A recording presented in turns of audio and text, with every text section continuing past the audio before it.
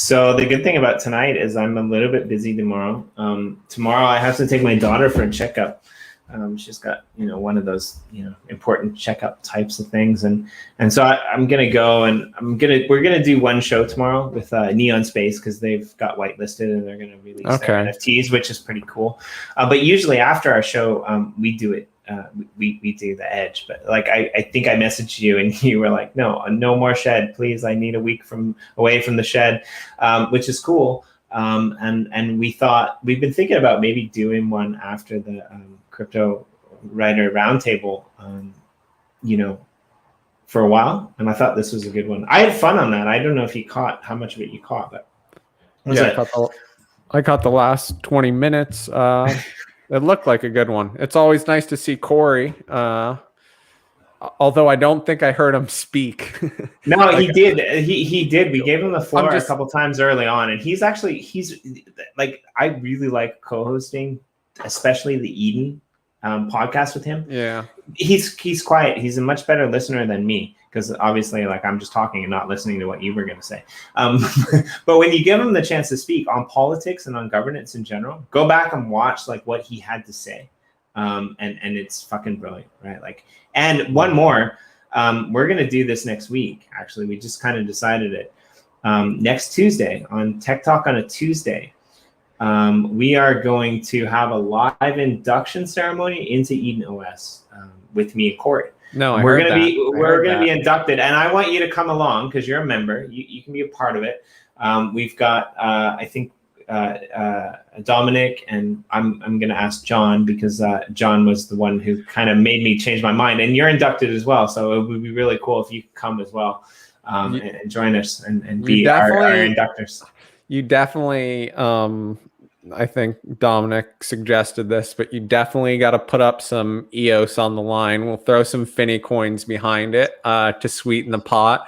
And we actually, when you do decide to do it, we got to build this up a little bit. We got to promote this a little bit because I think it'll be a lot of fun. I know with Eden membership, they're trying to grow membership.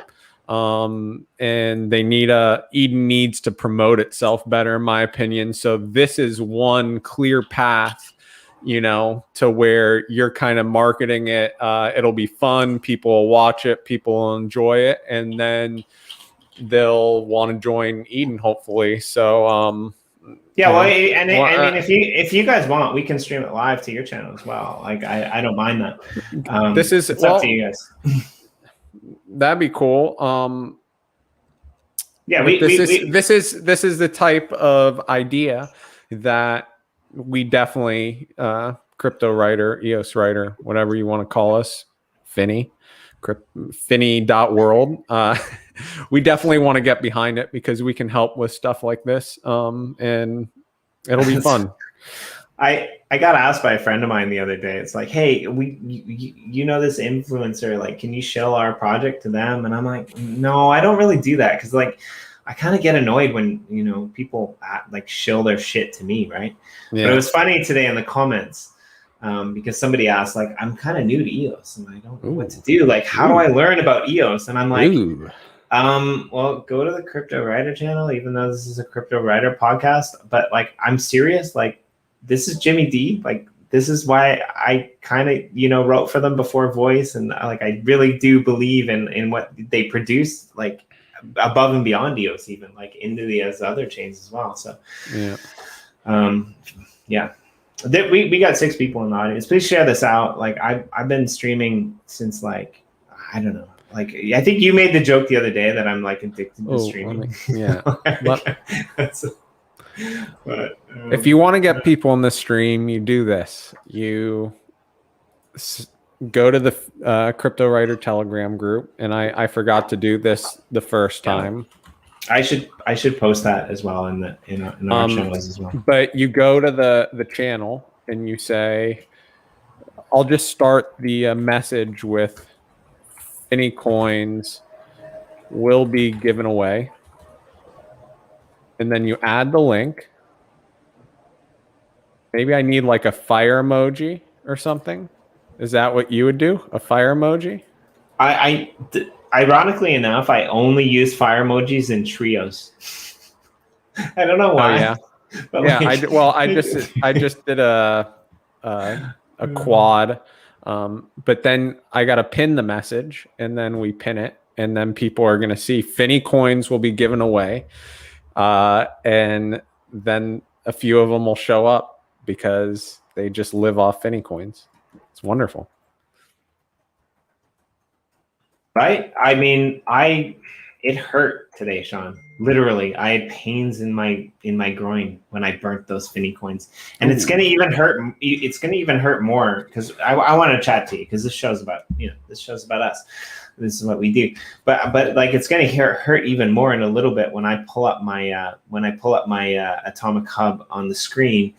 And we burn some of those Finney coins. I have enough iridium that I can burn 2 iridium Finneys for the base layer, and then I can burn those, and I can get the bare metal fin. Sorry, the BTC miner fin. And so we're going to do that on air, just in case we need to take a clip and anyone can see it. But I burn them in 3s or 4s because for some reason I kind of want to. I don't know. I kept 1 coin in my account that on wax, like a really super low mint. But I'm just like, I just kind of like if I don't have a coin in my wax account, I will never know what the price is. But at least now I can hover over and I can see what that coin's worth. It's kind of a weird thing that I do. But I got a rhodium Finney today. That was pretty fucking sweet. We can look at it later, but like I was pretty stoked about that. It was a special Tom. Who is it? Tom. It's just like a celebrity Finney. Wait, you got a rhodium Finney? I think so. Yeah. You got a influencer Finney? Yeah, the Tom something. Are you serious? Yeah, I'm not fucking around, man. I don't fuck around with you Finneys. got something. You got something totally different, like. Yeah, like something that doesn't even have like patched in accessories. Like it's that special. You burn a coin and got one? Yeah, I burned a coin and got one. Wow. Yeah, I'm really impressed. Like I'm just like, where can I put this? So Tom, right? Yeah. Enjo NKA. I don't even know. How do you say that? Yeah, right. The commenter. How would you say that? Joe Enka? I would say the N silent. But is that a name or is it N and he just threw a Joe in there? I'd like clarification. Njonka. I mean, part of it could be an acronym, but he's always here, and we love him for it. No, but just NJ is fine. Fuck it. Right, but his question wasn't the Rolo snapshot already taken? It was taken, but if Jimmy B, we haven't minted. Hold on. Okay, we haven't minted the Rolo Finneys yet. At least I don't think Kenny has. He'll probably do it when he wakes up. So if Jimmy gets his BTC miner on the show, we are going to add him to the airdrop because he's a special person and we're going to make an exception. But that's not why I did it. Like I didn't even know about when the meeting was. I know you didn't know. I just went into my account today, and like usually when I'm stressed out, when I don't have shit to I need to relax, I go and I play in the Uplift. But I was in my account today because I had to transfer some things. I had to do some things so actually I went in because I wanted to see how many mining packs I had, because the mining, the coins that offer free land for the Uplift mining ring packs, they've got like a 7-day window. And if they're not unpackaged and in your account after 7 days, those coins, then you don't get the free land, right? Like if they're not unpackaged in your account, if they're in your account, then you get the free land after 7 days, right? But there's an expiry date on it. Yeah. Wait, that promo pack that came. Okay, I bought a land, right, with the whitelisted land sale. I got the token, then I got airdropped the 2 rails and a land, whatever I got, and then I got a mining promo, and I just unboxed it yesterday. But is that what you're talking about? No, so we had a promo mining pack. Well, that's included. But does that have an expiration date? No, so Okay. so let me clarify this. The pack itself does not have an expiration date. The miners that are in any of the packs that were bought during our rig sale do not have an expiration date. Okay. But there was an extra item included in every pack, and the extra item could have been one of two things. The first thing that it could have been is basically a cover that is valueless, that has no monetary value whatsoever at all, of the pack, because people really like the packs. They like the artwork on it. So we added that. And if you didn't get that cover that had a zero monetary value, what you got was like a special coin. There was a 20% chance that every pack that was opened could have had this coin in it. And that coin correlated to free land and uplift. And so basically that coin only that correlated to free land and uplift, if it's still in the pack, so it's not revealed yet, you don't even know if you have it, if you have a closed pack, then those become mute after the 7-day cutoff day, right? Is this the rig sale pack sale, or is this where is this pack coming from? That was the 48-hour rig sale pack. Okay. Right. So yeah. So like I burned a bunch. We'll go in and look at those as well. Maybe after the Finney stuff, we'll go in and look at that. But I burned a bunch of those, and I wanted to see, like, because I bought a bunch, and I wanted to see how many I had left. I wanted to actually save one for this show so that we could rip it here. And then when I was in there, I'm like, well, if we're gonna rip one of those packs and see what happens, then maybe we should do something with Finney's. But I'm like, I don't want to burn a Finney coin. That's kind of old. Like, just a minute here. Just a minute. No, but like, we've already done that live on the show. That's no fun. Like, but what if we did this, right? Because we get to talking. What if I have a look at my account and I'm like, okay, wait a minute. I got quite a few Finney coins stashed away that I haven't burned. So what if I burn a shit ton of them in batches, because I don't want to burn them all, and I see like how many base metals I can get, and then on the show we can show people how to upgrade, and how to do all that stuff. We can do it live for most of the people here already know it, but like, I just thought it would be fun. I haven't done that yet. I'm one of the few people that hasn't upgraded, right? And I've never seen it.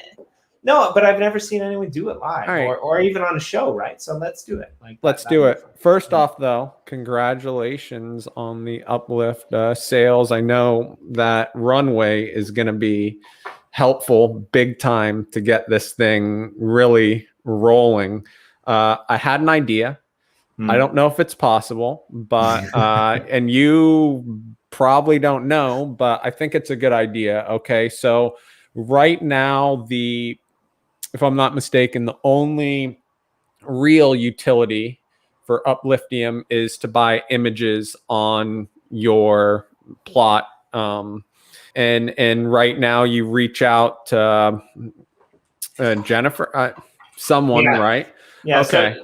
So I should drop that in the links too. Yeah. But yeah, Jen has a Google Form sheet that you can reach out to her, and you can get an image put up in your plot for 100,000 Upliftium. So I was thinking, because we're our shift world, Fin City, whatever, Shift City, whatever you guys, I know you call it Fin City. It's really called Shift City in the story.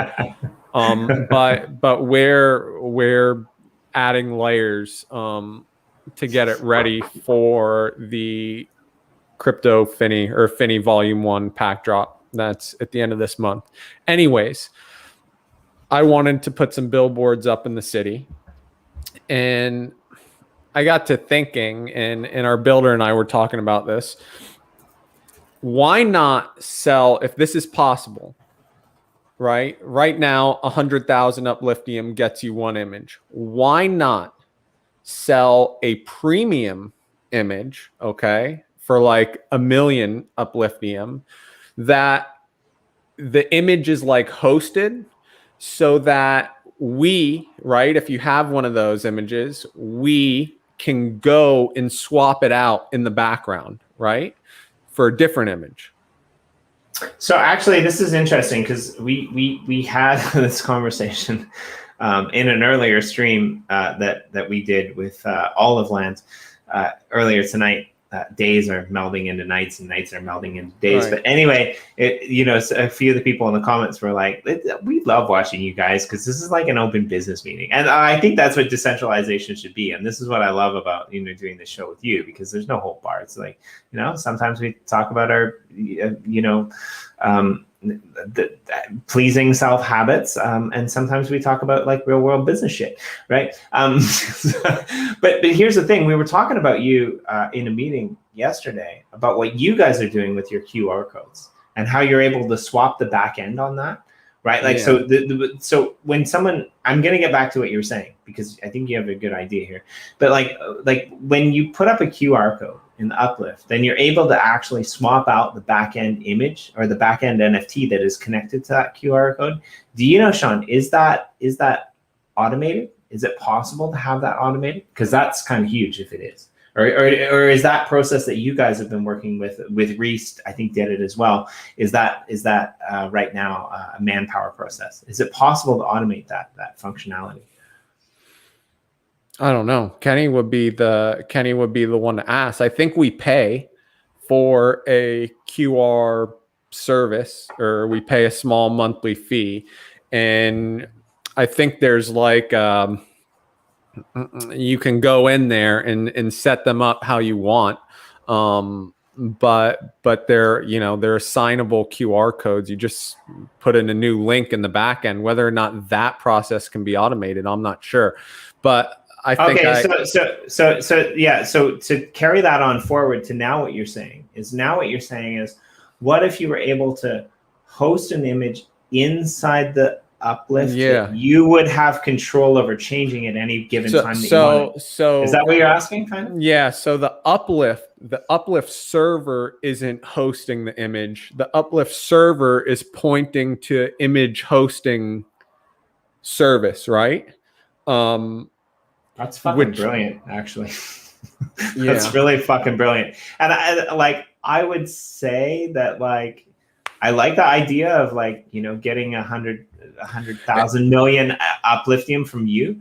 But we had this conversation in the back rooms the other day as well, which inherently become open whenever Corey or I get on the air, mostly him, but I 4 streams in a row and I'm almost out of sake, so fuck it.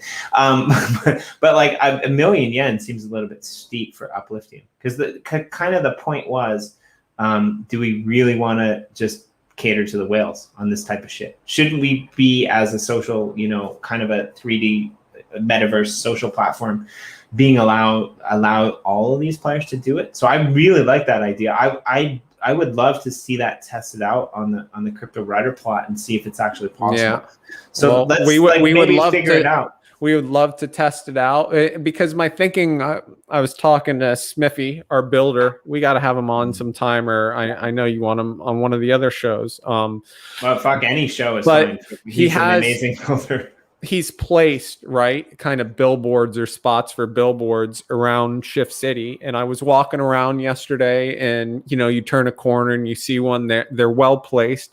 But when I went back to where Finney landed, which is kind of like our starting point to our city, it's the best kind of view of the city. I'm like, how can we put a billboard, right? Like somewhere where when everyone gets to the starting point, they look out and it's there. Okay. And then I was thinking, well, wouldn't it be cool? Okay. If we use this billboard for advertising, I'm not going to mention your idea, that they can figure it out.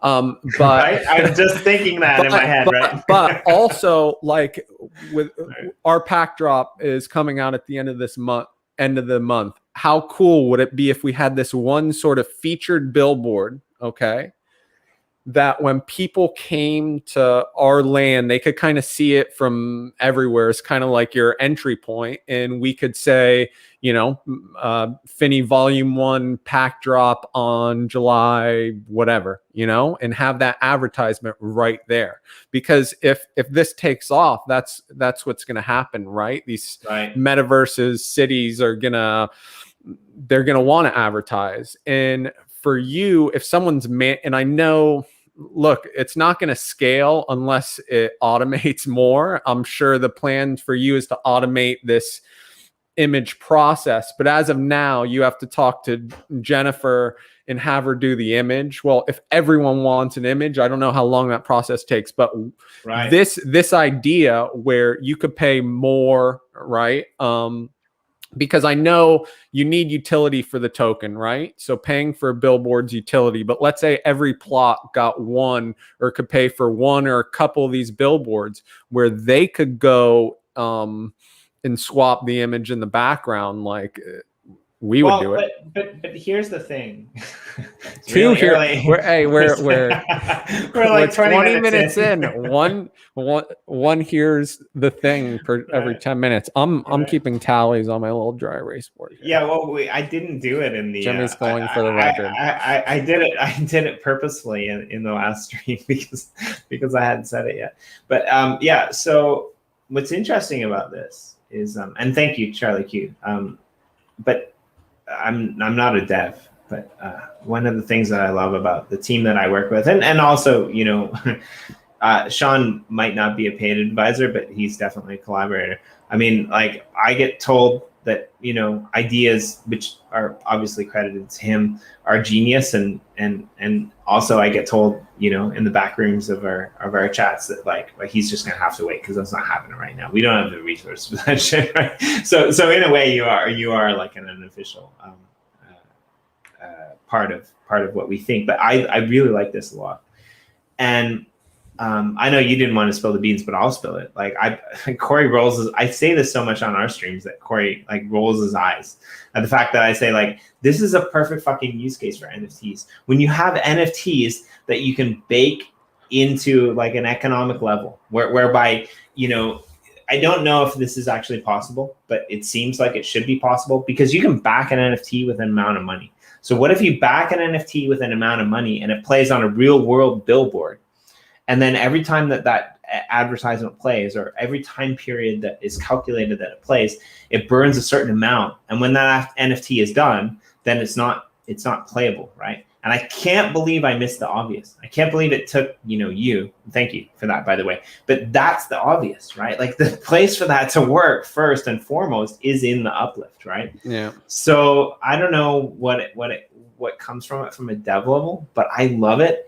And especially in the Genesis and Gratitude servers, where we have projects that are releasing their own series online.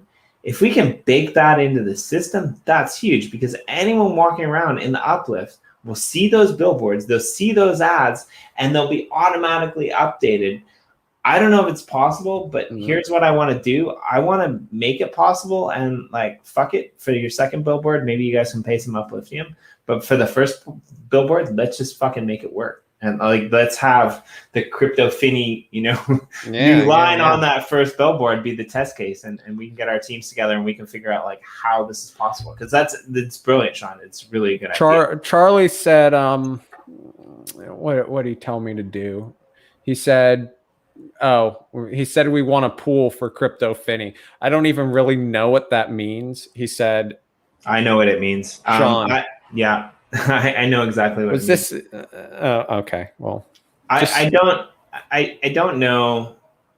I mean, it's possible. We could do something like that. We actually, Sean and I have actually talked about this off air. Oh, is this the battery idea? Yeah, so this is the battery idea. I got it. So I think at some point in time there probably will be some collaboration between your NFTs and uplifting mining. Right. We just haven't figured out what it is yet. There will never be a pool for every Finney or every Finney coin that exists, because we're not going to stamp all of your NFTs with a battery, and you wouldn't want us to do that, right? Like, it doesn't make any sense, right?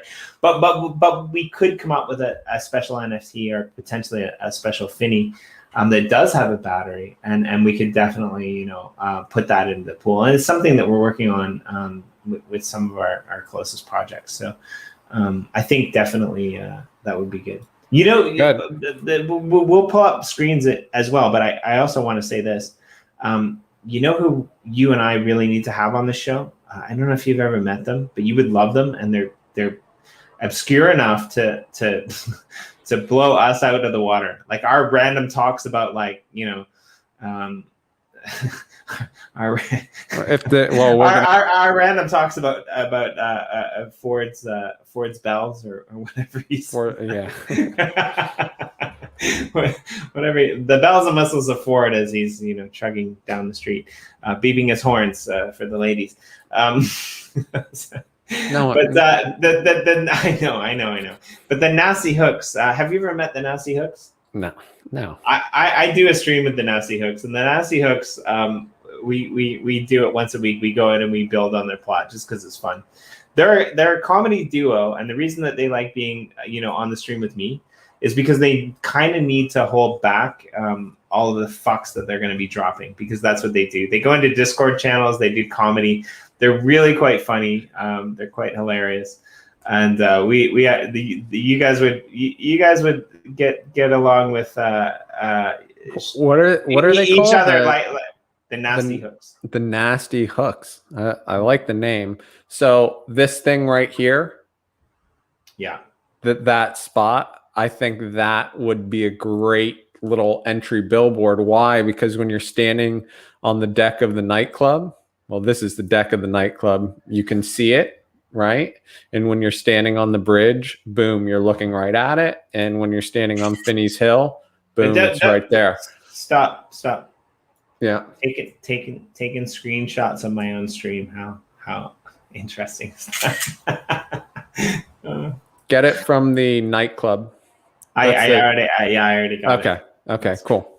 Yeah. I like this idea a lot. I think this could definitely go somewhere. And I don't know if we actually ever entertain that. It's funny because we always harp on Ethereum. Yeah. For having NFTs that are basically not even on the blockchain. They're just IPFS hosted images, right? And what happens if that server goes down? Yeah. However, advertisements in billboards or pictures of NFTs that are in the Uplift, they're not NFTs themselves. They don't actually need to be hosted anywhere other than IPFS. So yeah, I'm sure. I don't know. We're probably the biggest risk is like we would probably have to. So I'll be honest. Now that I think about it, like the biggest complaint that our team will probably have is like, we're gonna have to, you know, monitor this. What if somebody puts up like an advertisement, because if it's not directly hosted by our server, then you know, somebody puts up something that like puts our whole project in jeopardy because it's not PG-13 or something like that. Right. However, you start with, you know, people you trust, and you whitelist them to do this. Well, I wouldn't even say you'd have to set up, you know, you probably have to have the lawyers give a list of shit you're not allowed to do. And right.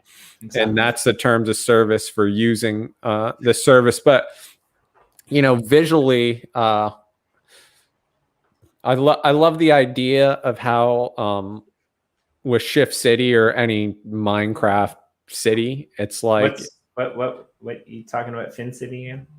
Yeah, Fin Shift City. You have the blocks, right? The buildings out of blocks, but then you bring in the images. And I just think the contrast looks so cool. Like, I cannot wait till our city has multiple billboards up, right? That are kind of, I don't know. It's going to be really cool walking through there and seeing everything. Morton MD, I don't know if you're a public-facing figure, but I would love to have you on the stream sometime, because you're always here anyway. So we may as well get to know who the man who coughs into his elbow is.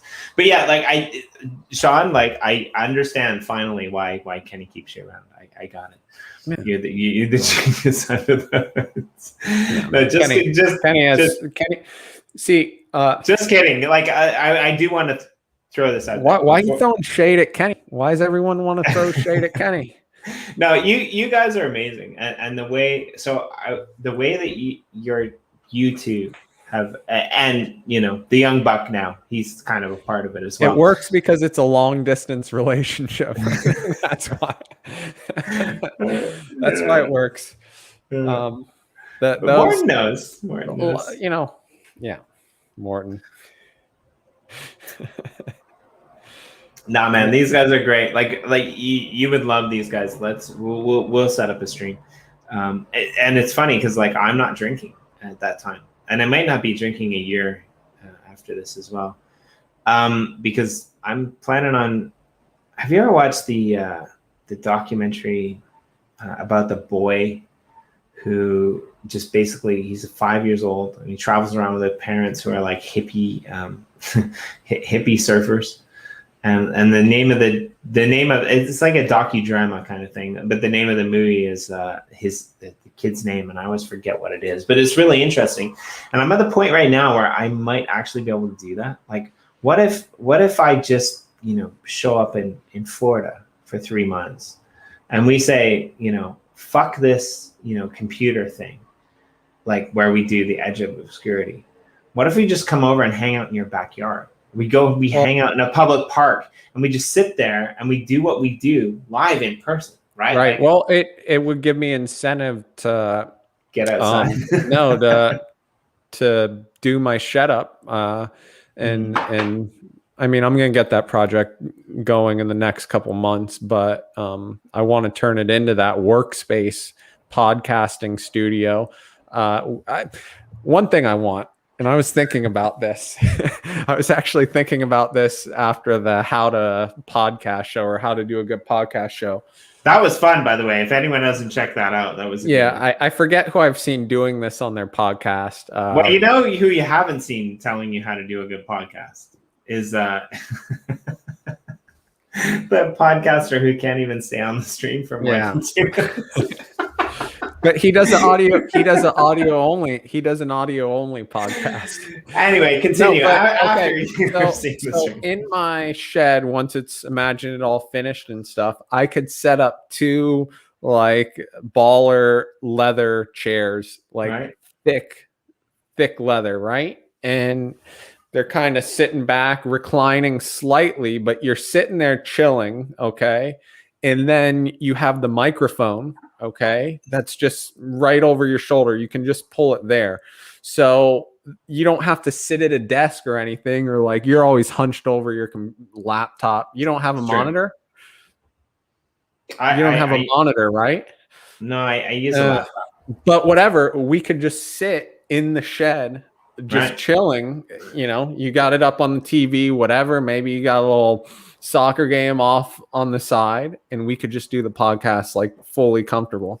I think I want to make this happen, and I think when we make this happen, because I don't think it's an if, I think it's going to be a when. I think when we make this happen, we're going to officially change the name of the podcast to The Shed. The Shed. Like, can we do that? Like I like it to the Edge of Obscurity and beyond, but let's just change it officially to The Shed.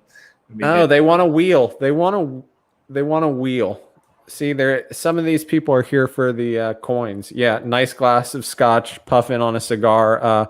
Macallan 18 years, nothing less than Macallan 18 year. Well, I mean, we could do it at nighttime too.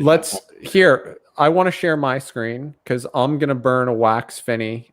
Man, they want wheel though. Someone's got to make the list for me. That's the thing. Who wants to volunteer and do the list? Because I'm not capable. Are you guys like seriously? Where's Hollywood Taylor while we need him? Exactly. Like you guys out there in the comments, we love you. We don't want to throw any shade at you, and we know that you're like completely degens, and that's a term of endearment coming from my good friend Corey. But like, get your shit together. The young buck is sleeping. He needs his beauty sleep. He's over in Australia. He's not fucking up at this time of day. Only the crazy people in Asia are up at this time of day. But let's, you know what I'm going to do? Maybe if there's somebody out there. Sean, use Google Forms. No. They don't understand me talking. Hold on. Talking into a microphone while trying to listen to you drone on, me. Yeah, that's multitasking. And There's to something think I that have for you here. to think that I can set up a Google form right now, someone else has to set it up. If they send it to me in Telegram, then we can push it out. Like No. See, hey, hold on. Cryptowriter, we reward active community members, right? Like that's Right. our whole thing. So Yeah. someone be a good active community member and set it up, and we'll appreciate it and we'll get it rolling. But it's So hard to collect names and do all that. I'm not good enough. And yeah, Jimmy's on like 4 hours. Jimmy, I'm not gonna let you talk. All right, go ahead. that was the best delivery, but worst ending ever. I was expecting something more. Oh, No, but I'm with Sean 100% on this, right? Like I am on 4 hours. I'm almost at a sake. Things are gonna get fucking weird because like the shit that's in the liquor cabinet is way heavier than this. I mean, this is why apparently you all tune in because like I don't know. We talked about this last week. Like, how did you feel about being like the non-sober one in the room last week? Like that was kind of fun.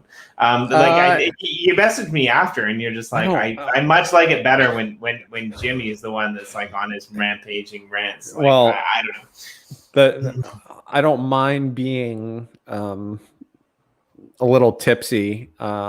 People in our group after that show, they thought I wasn't going to be able to like walk back in the house. I'm like, oh, this ain't my first rodeo. Like, yeah, it's more the vape pen than it is the alcohol for me. If I'm just like trying to teach you how to French inhale and whatnot. Anyways, though, like, come on, I'm not stumbling around. This definitely ain't my first rodeo. But I didn't like being a little chemically enhanced and being uncomfortable in the humidity with the termites flying around. Like I didn't like that. It'd be much more enjoyable. And here you want to put 2 leather seats in the shed in the humidity being chemically enhanced. No, it's going to be completely finished, air conditioned, everything, Jimmy. Look, think about this. It will have a little like a little Scotch cabinet, and we just go in there and pour glass and sit back in the chair in the AC. It'll be great. But last week was the exact opposite. I was sitting on this little metal stool thing. It was shaking. It was hot. It was storming outside. I couldn't open the doors and get some airflow because all the bugs and shit would fly in. So I was just uncomfortable. Yeah, fair enough. Let's make it happen. I mean, I like that idea. You said. Oh, before I forget, you were talking about that documentary with the kid, or the docudrama, and I said this the other night in our chat. It's one of the benefits about getting old, and I didn't realize this until a couple nights ago, is that you don't remember any movie you watched. Okay.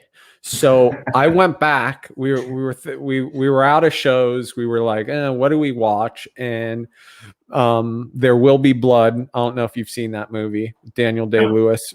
It's one of my favorites. Okay, this is how old I am. It's one of my favorite movies, and I come across it, and I'm like, God, I love this movie, right?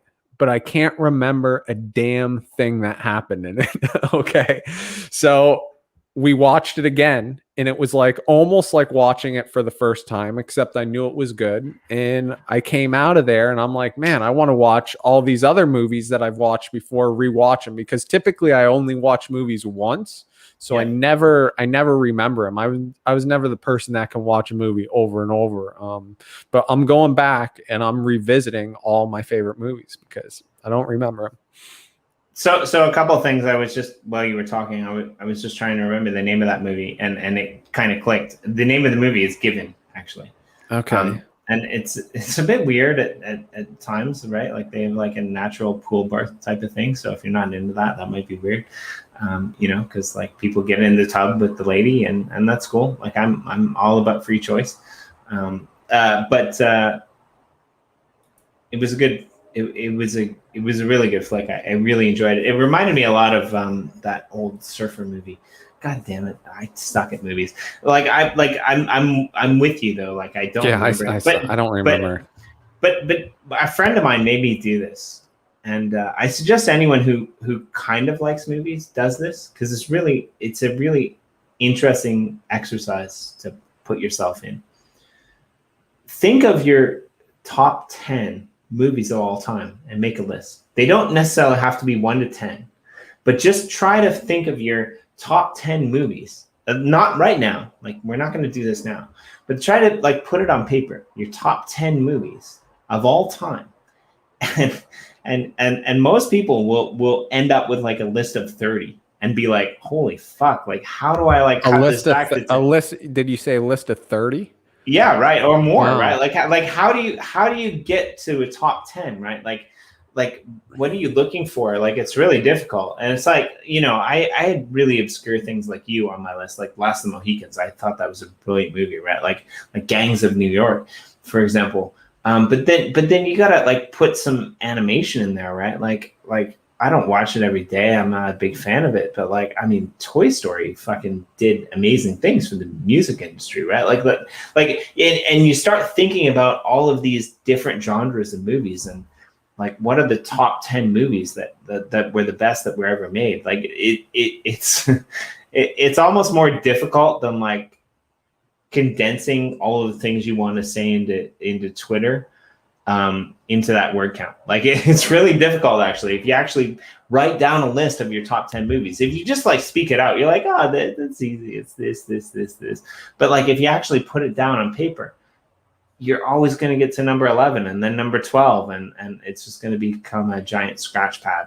Here, I put a, okay, now I got, thank you everyone for the forms. No. Stop.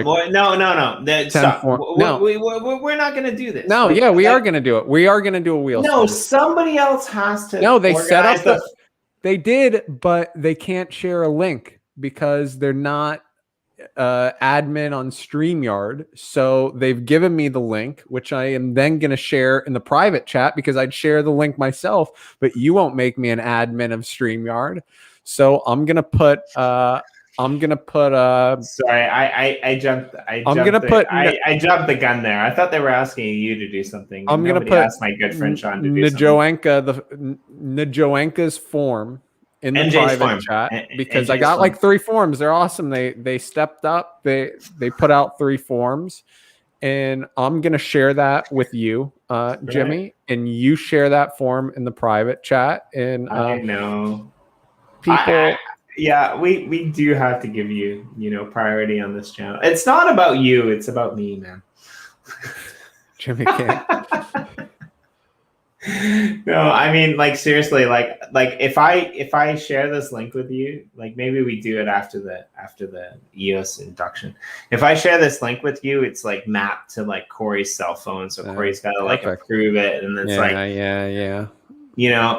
I remember the time that like I tried to set up the live stream for the Cryptowriter, so that like we could stream it live, and like sorry, Kenny and I are in the same time zone, and it fucking took 3 hours, right? Like it's just like, this isn't working. What code? Like it's like, yeah, it's just I know.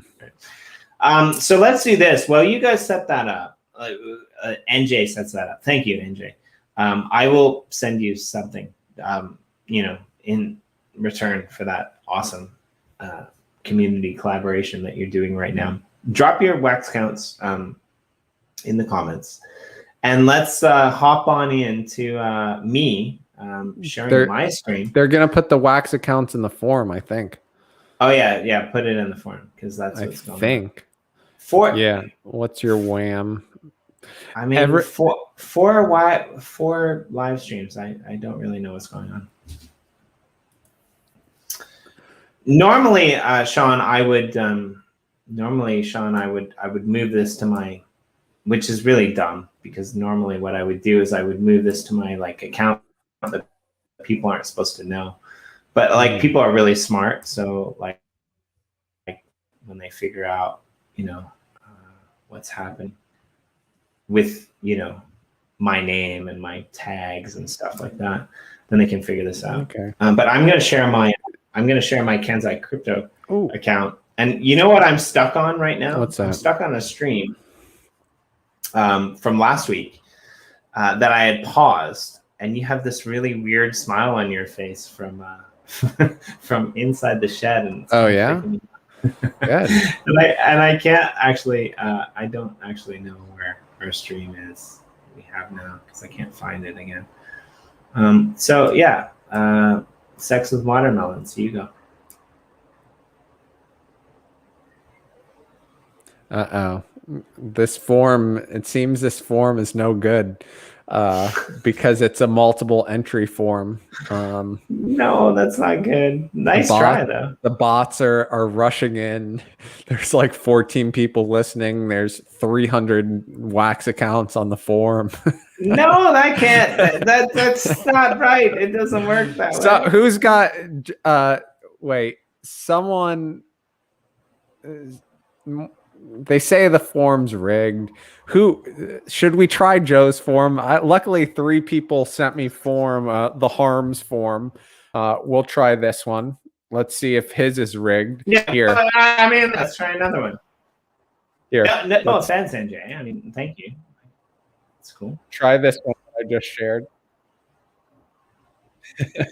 Okay, I will try it, but first, are you still there? Well, yeah, we need an Eden election of forms.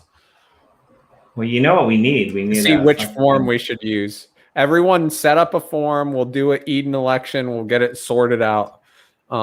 If you don't want to, you can just be there to help reach consensus if you want.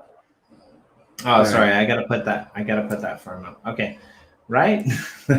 Yeah, someone Charlie Q. Someone wake up Hollywood. Oh, I gotta show you the this is pretty funny. Hollywood's good. I like it. Charlie Q is good too. Shout out to you, Charlie Q. I really like you. I really like how passionate you are towards the Cryptowriter because I mean it's very valid. They're an awesome community. They're an awesome thing that we need in the space in order to get information. But yeah, be a little bit positive. I mean, so Sean, let's talk about this a little bit. Share the screen though. Just share the screen. Well, I mean, okay, fair enough. But I want to talk about this because this got created. Hold on. This got created. The Taylor Hollywood Arnold NFT. There he is. There's the young buck, a rising star in the space. I mean, just to be transparent, I do collect royalties off of any of Taylor's success. So yeah, incentives are aligned.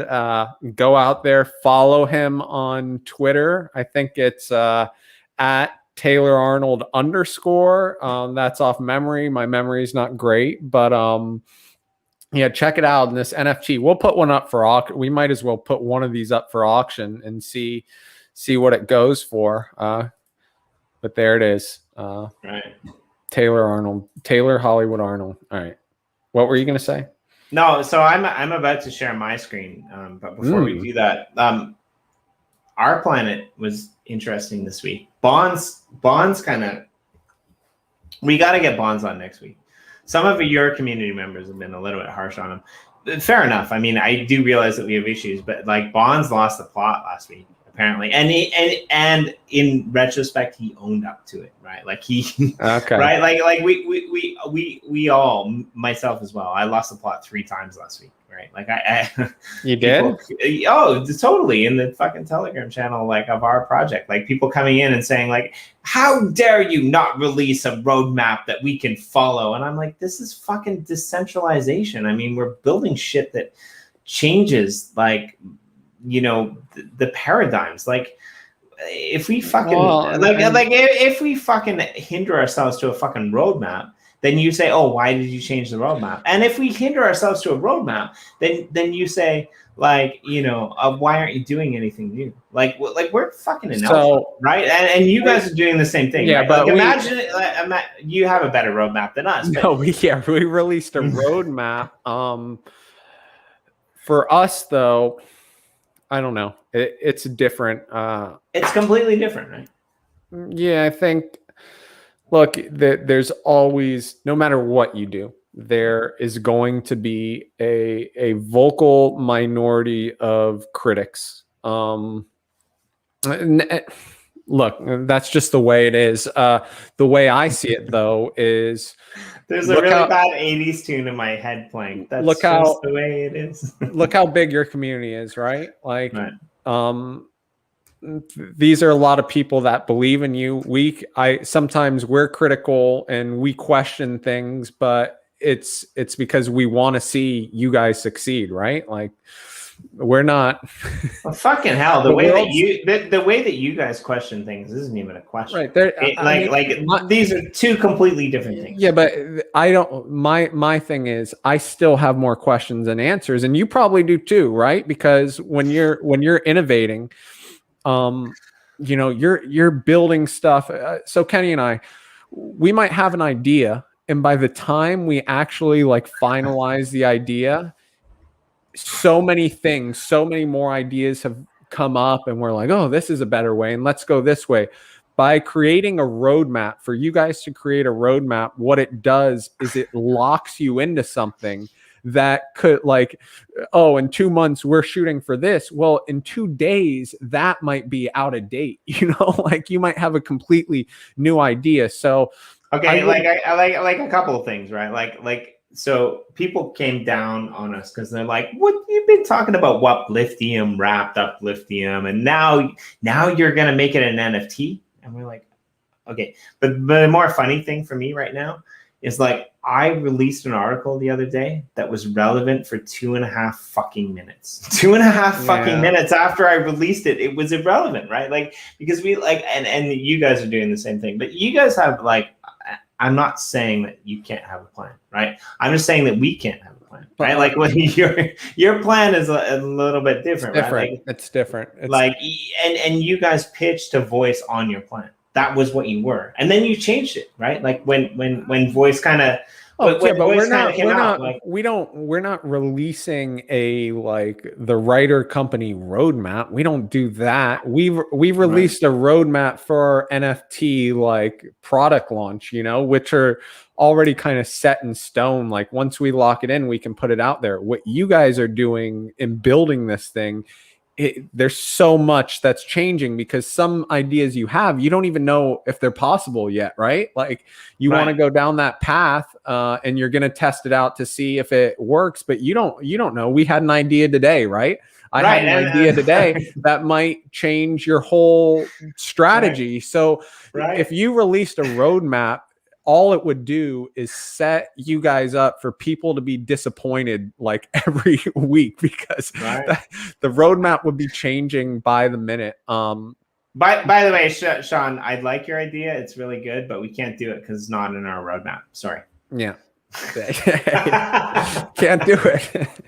That's a good point. But look, people need to understand a couple things, right? I'm sure a lot of people are contributing to your project, and maybe some of them are getting paid, maybe some of them it's just like community service. They're putting in work.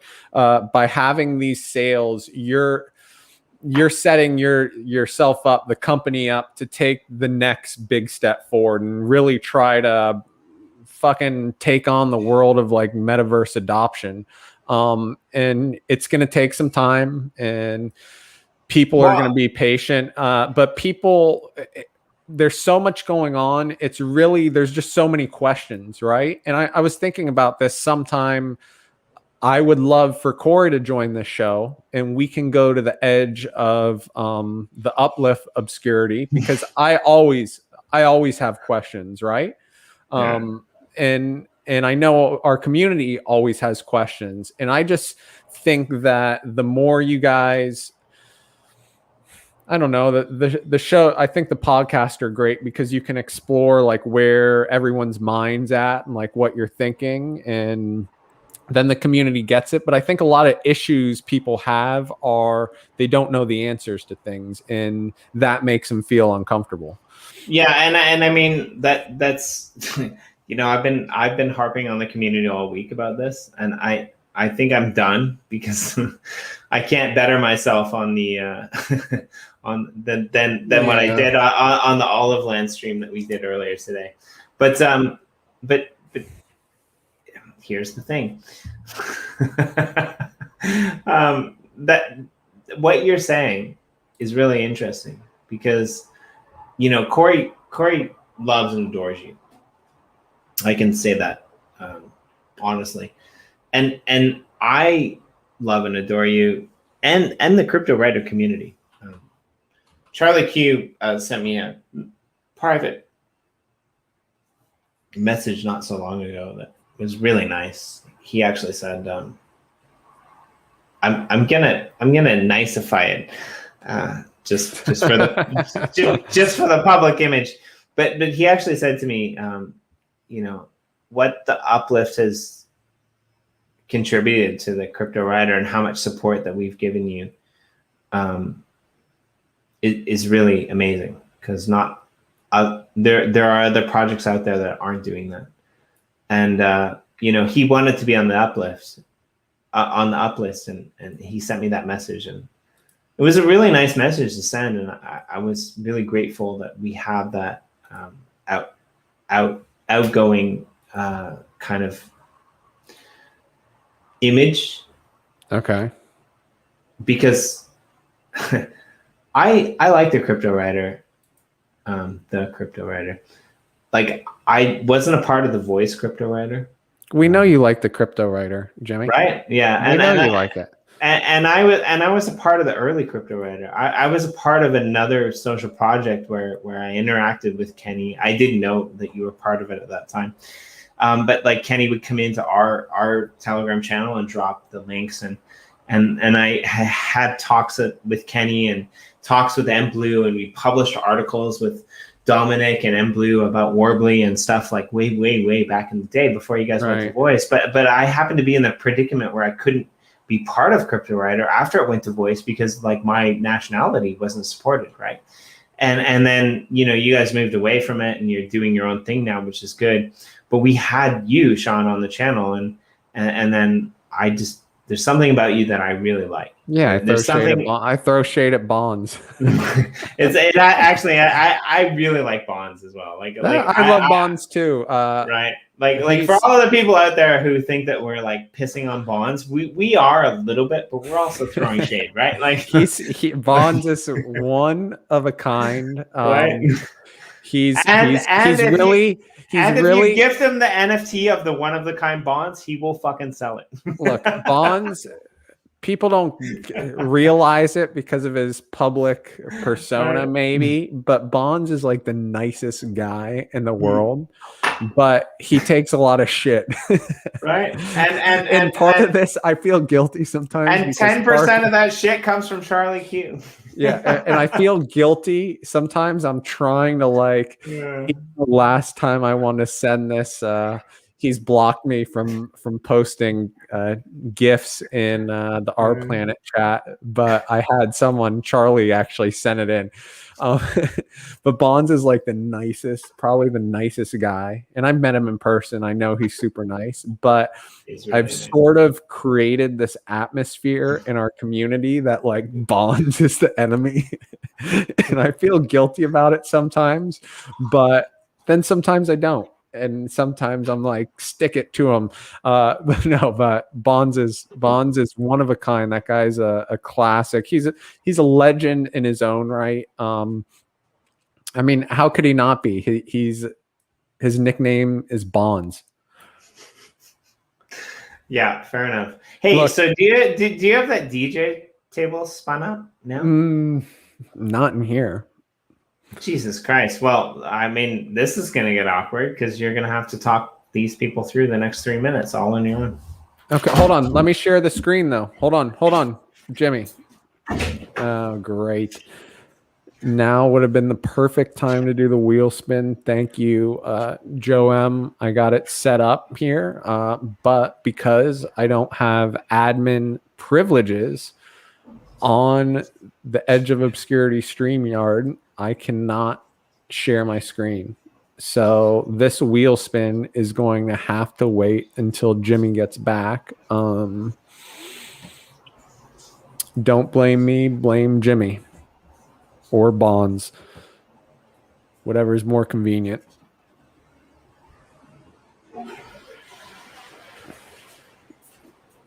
Why is he not giving you the admin rights?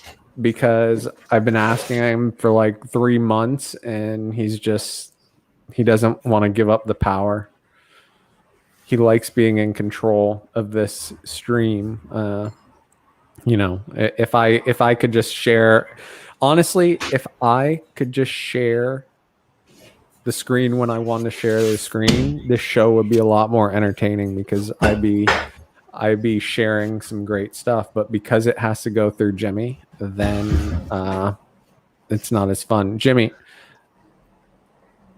I want to share my screen. I want to share my screen during the break because that would have been a good time to do this wheel spin. Okay. Fair enough. I'm going to make it happen next week. But let's do that. But before you share your screen, let's go through this because people are asking about the Finneys, and we got to go through it. So here's what we got. We got a bunch of Finneys. Somebody actually, they wanted to see the rhodium. So here's the rhodium. It's a but that's not a themed Finney. It's a John Trafford Finney. They're all John Trafford Finneys. He's the artist. What the fuck? God damn it! I thought I got something. No, special. hey, you're not allowed to say the artist name. All right. Okay. until after Finney 2.0, because we're worried someone's gonna try to like poach him. Yeah, they're gonna try to poach him. So we really don't like to talk about that out loud. So no, I mean, fair enough. But I was like, who the fuck? Oh, look at that gold Finney. Well, just wait though. Like I'm pretty impressed with this. Whoa, you got a wax necklace. These are all yours right here. Yeah, this is my account. Yeah, so this is like mostly Let me see that one. Let's go through. So this is the one that we burned on the stream the first time. Okay. This is the first Finney that I ever burned. So this is an iridium. It had the Bitcoin necklace. And this is maybe the second one that we burned on the stream together, which is also an iridium. And then this one is. This is the one that I don't think this one was burned, was it?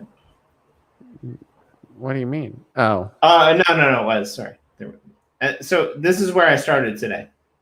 Okay. So I got the platinum. Platinum pleb, but cool sneakers.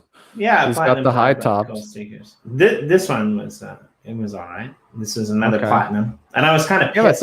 Even for platinum, those are decent platinum. No, but I was like going for the iridium because I thought the iridium was like the lower level, but I found out later that the platinum were the lower level. This one's not bad. I mean, it has the gold, the another gold. Yeah. Right. So yeah, this was the that's the iridium. That was the iridium one, and this was a rhodium one. This was the rhodium one. I burned this one. This was kind of interesting. Kind of freaked me out. I for some reason when I look at this one, it actually reminds me of like Mortal Kombat for like with the gold and then the gold mask. And he's got a pink watch, right? So it was kind of a bit weird. This is another one that I got, another iridium, and I burned all of these today actually. So the majority, because I was like, okay, I got to get 2 iridium. Iridium, yeah, you got your 6 iridium, right? So you're. I think I might have 7 iridium, and I'm not really sure which one I want to keep. So that's why. Platinums do you have? I don't know. I might have 2 or 3. So yeah, this is another platinum, and this is another gold. So what I want to do is I want to burn. We'll tackle this shit later, by the way. But what I want to do is I want to burn.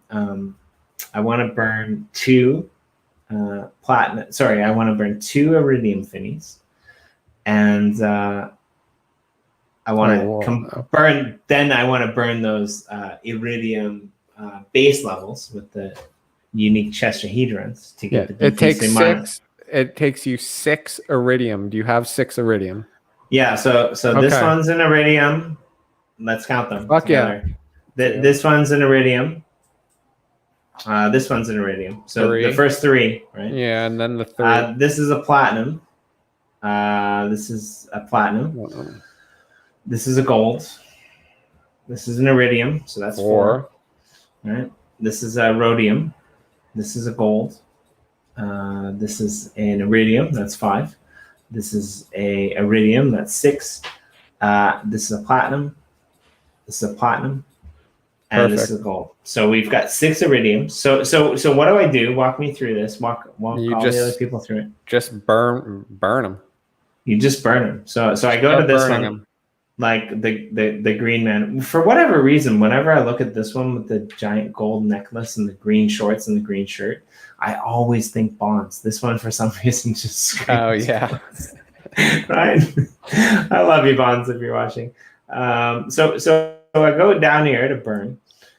This kind of freaked me out the first time I had to burn the coin because I had to go and look it up. Because like burning this NFT will destroy it permanently. I wish there was a little notation here that said, but because you're smart enough to burn a Cryptowriter, crypto Finney, you'll get something in return. I wish there was that little notation on there. I'm pretty sure that also, just for a little safeguard, if you were to burn 2 iridium, right? So the third iridium would get you the bare metal. That if you burn 2 iridium and then tried to burn a gold, it wouldn't let you burn the gold. Should we test it out? It would just say no. I mean, we can test it out, maybe. All right, fair enough. Well, I'm gonna burn this one. I wouldn't do it with a gold. I would do it with a platinum. Okay. Because if something were to go wrong, you do it with the platinum pleb. Yeah. Okay. I'm okay. Totally okay to test that out. Why is this? That's weird.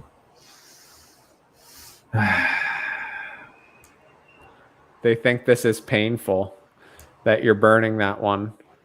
Well, it is kind of painful, right? Like, yeah. I mean, I will up their painful ability. I will up their painful ability. I've only got 6, right? And it says it right on the website. Like, are you willing to pay these for another one? There. Just wait till we get to this one, because we're gonna burn this one too. I love that Jimmy's just like, fuck it. I'm burning this right? Yeah. I got no choice. I got 1 fucking coin left, and it's a mint less than 100, and I'm like, I'm not gonna fucking burn that. So I got 6 fucking iridiums, and I gotta burn them. That's the only thing I can do. I got no other options. I mean, oh yeah, everyone's gonna talk about how you burn that 1 iridium, right? They're gonna be like, oh, Jimmy. Right? It's difficult. It's really difficult. No. But I want the. He doesn't like it. He doesn't like that iridium. He's getting rid of it. He's gonna get a Rolo tonight. Like, they really like that. You know, for some reason they're really connected with that iridium. It's a good Well, it's hard, and so okay. So you said this to me. So while we burn through these, six Finneys, pun intended, and totally represented on the pun level. But like this was my idea for you actually. I wonder, because we were thinking about this with the Uplift actually. What were you thinking about with the Uplift that could be an interesting kind of play in what we're doing? What if we got to the point where we could take 4 parcels of land that were in a square, right? Okay. 50 by 50s, and we could have a contract where we could put where we could put them together, and we could create a 100 by 100 plot of land. I think that's something that we're probably going to do in the future at some point, because I think it's an interesting dynamic. Now, I'm not really sure if I want to do this personally. I'm not really sure if I would vote for this, but you could take like a 100 by 100 and you can burn it into 4 50 by 50s. However, how I got to that point actually came through the Cryptowriter. I was thinking about I was thinking about the Cryptowriter, and I was thinking, imagine if there was a smart contract whereby I could own a gold Finney necklace, like what was in that first one that I burned, or a gold wax necklace, which was in the second one.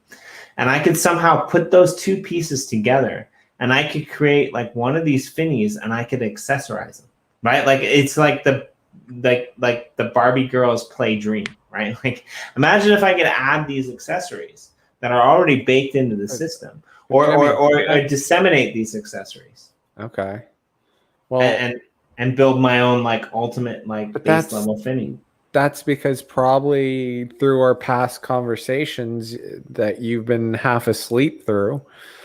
That's kind of the concept behind 2.0, is that you get these attributes and you plug them into the Finney builder, which is already being developed, by the way. Like you can see it take shape. And you just pick your attributes, right? There's a ton of different attributes, and you just pick them. And all you need is one Finney torso and one attribute, and you can mint a Finney out of that. So it'd be the Finney wearing the attribute, and it's already possible, and it's coming out in 2.0. And you're probably the last one to know this. No, I think that, I think that resonates with me, but I think what I'm more focused on is not spilling the beans about like something else that I might know is coming. And so like, yeah. Okay. I see. So you're proceeding, you're proceeding with caution. Yeah, exactly. Right. Like at the same time, when you were telling me that, I was kind of thinking that like, yeah, we had this conversation live. What you were actually doing, what you were actually doing is like, you're like, oh, I had this idea where you could do this, this, and this, and this. And then we would release Finney 2.0, like the idea, which has already been released. So thank God it's already been released. And everyone's like, oh my God, they did exactly what Jimmy said. No, but like, so here's the thing. Like here's the thing. Right? But I think we're up to 3 now. I don't want to fucking burn even though the rhodium isn't important. Here's the thing. This is the iridium, right? So back to here's the thing. I have so many conversations. Hold on, make sure how many Finneys have you burned? How many iridiums? This is the 4th. Okay, well refresh. Okay, that's fine. Okay. We gotta look though. When we see, there's a chance that your bare metal might have a red or a green chestahedron, and then you're gonna have a tough decision to make. Why? Because a green chestahedron, it's only like 1% of all the bare metals has that, and I think the red is 5%. Blue's standard, right? What does the green chestahedron give me if I keep it? Nothing, but it's one of the most rare Finneys ever. So it could be $1 million in like 3 years or something. I don't know. But now I don't even want to fucking check it. Now you got me scared. But I would love if you burned a green bare metal just for the audience. Because for future fucking reference, can you just tell me the shit after I fucking burn it? Don't make me think about what. We should have let him burn it. Burn the green. All right. Yeah, I don't know. Okay, you got a blue. Okay, that's good. Now burn the other. What, you got 2 more? That's fine. I'm really fucking hoping that That's really a common bare metal. Like I'm really hoping that I don't get a green now, because like this is gonna annoy me. But yeah, so I think you're in the same boat as well. Where am I going? Right. I think you're in the same boat as well. Whereby you're in meetings with people that have these amazing, wonderful, brilliant ideas. Oh no, I don't want to fucking burn that. Not yet. I don't even know if I can burn that one. Platinum. Iridium. Okay. This one's kind of cool though. But the one that I'm really upset about is the long-haired one. For some reason, I don't want to burn the long-haired Finney with the glasses, just because for some weird reason, it actually reminds me of you. I don't even know if you like. I don't even know if you have long hair, but like, for some reason, it just reminds me of like, spiting Sean in the backyard barbecue hour. Because like, You gotta look at your trades though. Someone has offered you a trade. John McCoffey, the master of ceremonies, John McCoffey, has offered you a trade. Okay, I don't know what to do because I'm like, you know how you're not supposed to drink and drive? Too late. He said too late. Too late. Ouch. This is brutal. Wow. See, they're trying to trade you pleb iridium finnies for your awesome iridium finnies. I mean, I'm gonna burn them anyway, so I'm kind of okay with it. Right, like I've already decided they're your finnies to do what you want to do. You earn those finnies, Jimmy. You can do what you want with them. Don't. This is the mob. This is the mob trying to influence you. Don't. Hear me out though. Here's the thing. I've already decided. Here's the thing. Ding ding ding ding. Number 4. I have already decided that I'm gonna burn 6 finnies to get the 2 base level medals, and then I'm gonna go for the BTC miner, just because I think having a BTC miner is cool, right? I think I burned 4. All right, now I wish I would have been. Let's just blame Sean on this because I'm gonna burn them anyway. So if somebody wants to give me a trade for a shit, I don't even know that terminology is possible. Sorry, Sean, but if someone wants to give me a trade for a shit, base level iridium Finney right now. Pleb, whatever is left in the count, I'll scroll over those last 2. I'm definitely willing to take that trade because I'm going to burn them anyway. And we at the Uplift community, we at the Cryptowriter community, we're all about community. And like, I'm a little bit like, I would love for somebody to have the Finney that was to be burned, but was no longer because Jimmy D on a live stream accepted a trade. Jimmy, by stream number 4 of the day for Jimmy D, he's just turns into a straight baller, and he's just burning rare finnies everywhere. He's like just throwing money, ripping money. He's basically just ripping money in front of you guys. I'm not fucking ripping money. So platinum. Iridium. So we have this one. This is probably a base level, to be honest. It doesn't have. It has a blue cap, a large mustache, and a brown jacket. I mean, I know 100 guys in the real world that have that shit. Yeah, they're gonna. It's so funny because, like Kenny said, he's going back and looking at Finney 1.0, like after all the attributes for Finney 2.0, and he's like, I remember looking at 1.0 and thinking there were a lot of attributes, but when you look at the spreadsheet for 2.0, it's insane. It's going to be insane. And you're going to be able to build the Finney of your dreams. Bonds will be building a big shot Bonds Finney, and then he'll be selling it for our planet mining rig. What happened? I thought I had more. Let's check this. Gold. You might have platinum. I'm sure we counted right. Platinum. Iridium. This one. There he is. Yeah, that's only one. Sorry, guys. I'm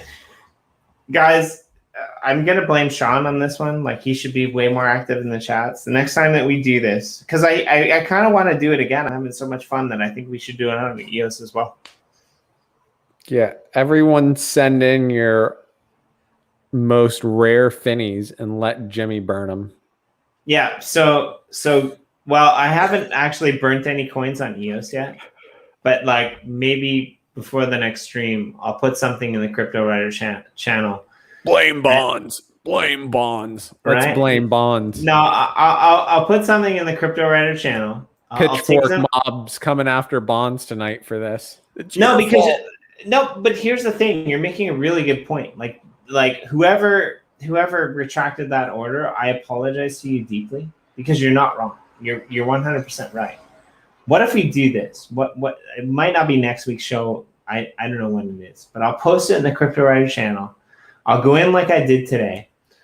I'll burn a few Cryptowriter coins, and in the EOS side, and we'll see if we can get enough base levels to level up the BTC miner on the EOS side. And then what I'll do is I'll give you guys like a week, and I'll basically say, okay, these are my base levels. I'm gonna fucking burn them. And what you guys can do is, like, if you want to offer me a trade for a pleb Finney, right? And this Finney, I'll check back in 24 hours and we'll accept it, because I'm going to burn them anyway. And you guys are right? Like, why not? Why not keep those rare The Finneys only out reason this is a thing is because you're doing it like on TV. Live on air, everyone right? can see it. They don't like it. They're hurt. Right. What if we could somehow, what if the Eden election was somehow everyone had a Finney, everyone had a Finney, and the mechanism for like voting for someone is like burning the others out. And then I mean, the last Finney at the end, could we do some sort of Eden election of Finneys? Like maybe for March Madness for the tournament, we do this like Finney March Madness, and we figure out who the boom, 2 blues. See, he got a blue. Nothing. Right. No harm done. I've never been so happy to have 2 shit Finneys that are like beyond like second level shit. I've never been so happy to have. Yeah. So now I've got 2 blue Finneys, and I can burn these for a BTC miner. And so here again, I go to burn. I mean, so seriously, like, Sean, I'm sorry, I'm not trying to be an ass here, but can we maybe reach out to Atomic Hub and fix this? Because I think this is actually relatively confusing. That little pop-up thing that says like that your Finneys will be gone for good. It might be confusing people. It confused me. Oh, right? Like, it just need to say, but you may get something more awesome. Right. Like, no, but it needs to say that you will get something in return. Right. Like, you're not burning. They're not. We could tell Atomic Hub, but they're not going to add something for that. Let me talk to Atomic Hub and see what. Yeah. I'm not fucking around. Actually, they might actually be able to do something. I'm excited. This is the first time I've actually seen the process done live. Someone go from 6 base Finneys all the way up to the BTC miner.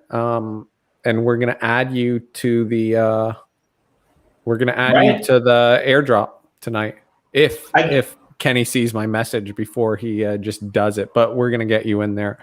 Yeah, and again, this isn't why I did it. Like we like, you didn't even know I was gonna do this. So just to be clear, it's not favoritism. It's just you guys being nice, which I quite appreciate. So let's go. Oh, sorry. The one that's kind of an annoying thing too, like when you click the inventory button on Atomic Hub, it doesn't actually refresh. You have to go to like something else. Well, why don't you just hit refresh on the page? There is the BTC. Boom! Look at that. Click on it. Click on it and make it big. That works. It works really well. Yeah.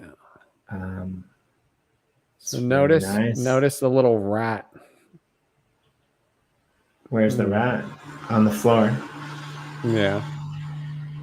You got to click on it. You got to do a little Finney flex here and show it off. There, look at that. All right. It's a good looking Finney right there. And that will be stakeable. Right? And yeah, I'm honestly, like, to go back to what we were talking about before, I'm really excited to what you guys are doing and the stakeable type of stuff that you're doing. But I'm really excited to have a Jimmy D Finney that might potentially have a battery on it. Like, share my screen so I can spin. I want to spin this wheel. Okay, and then we'll burn another Finney, and then we'll distribute it to the winner. Here we go. This is a good episode. I'm really jiving with this. This is like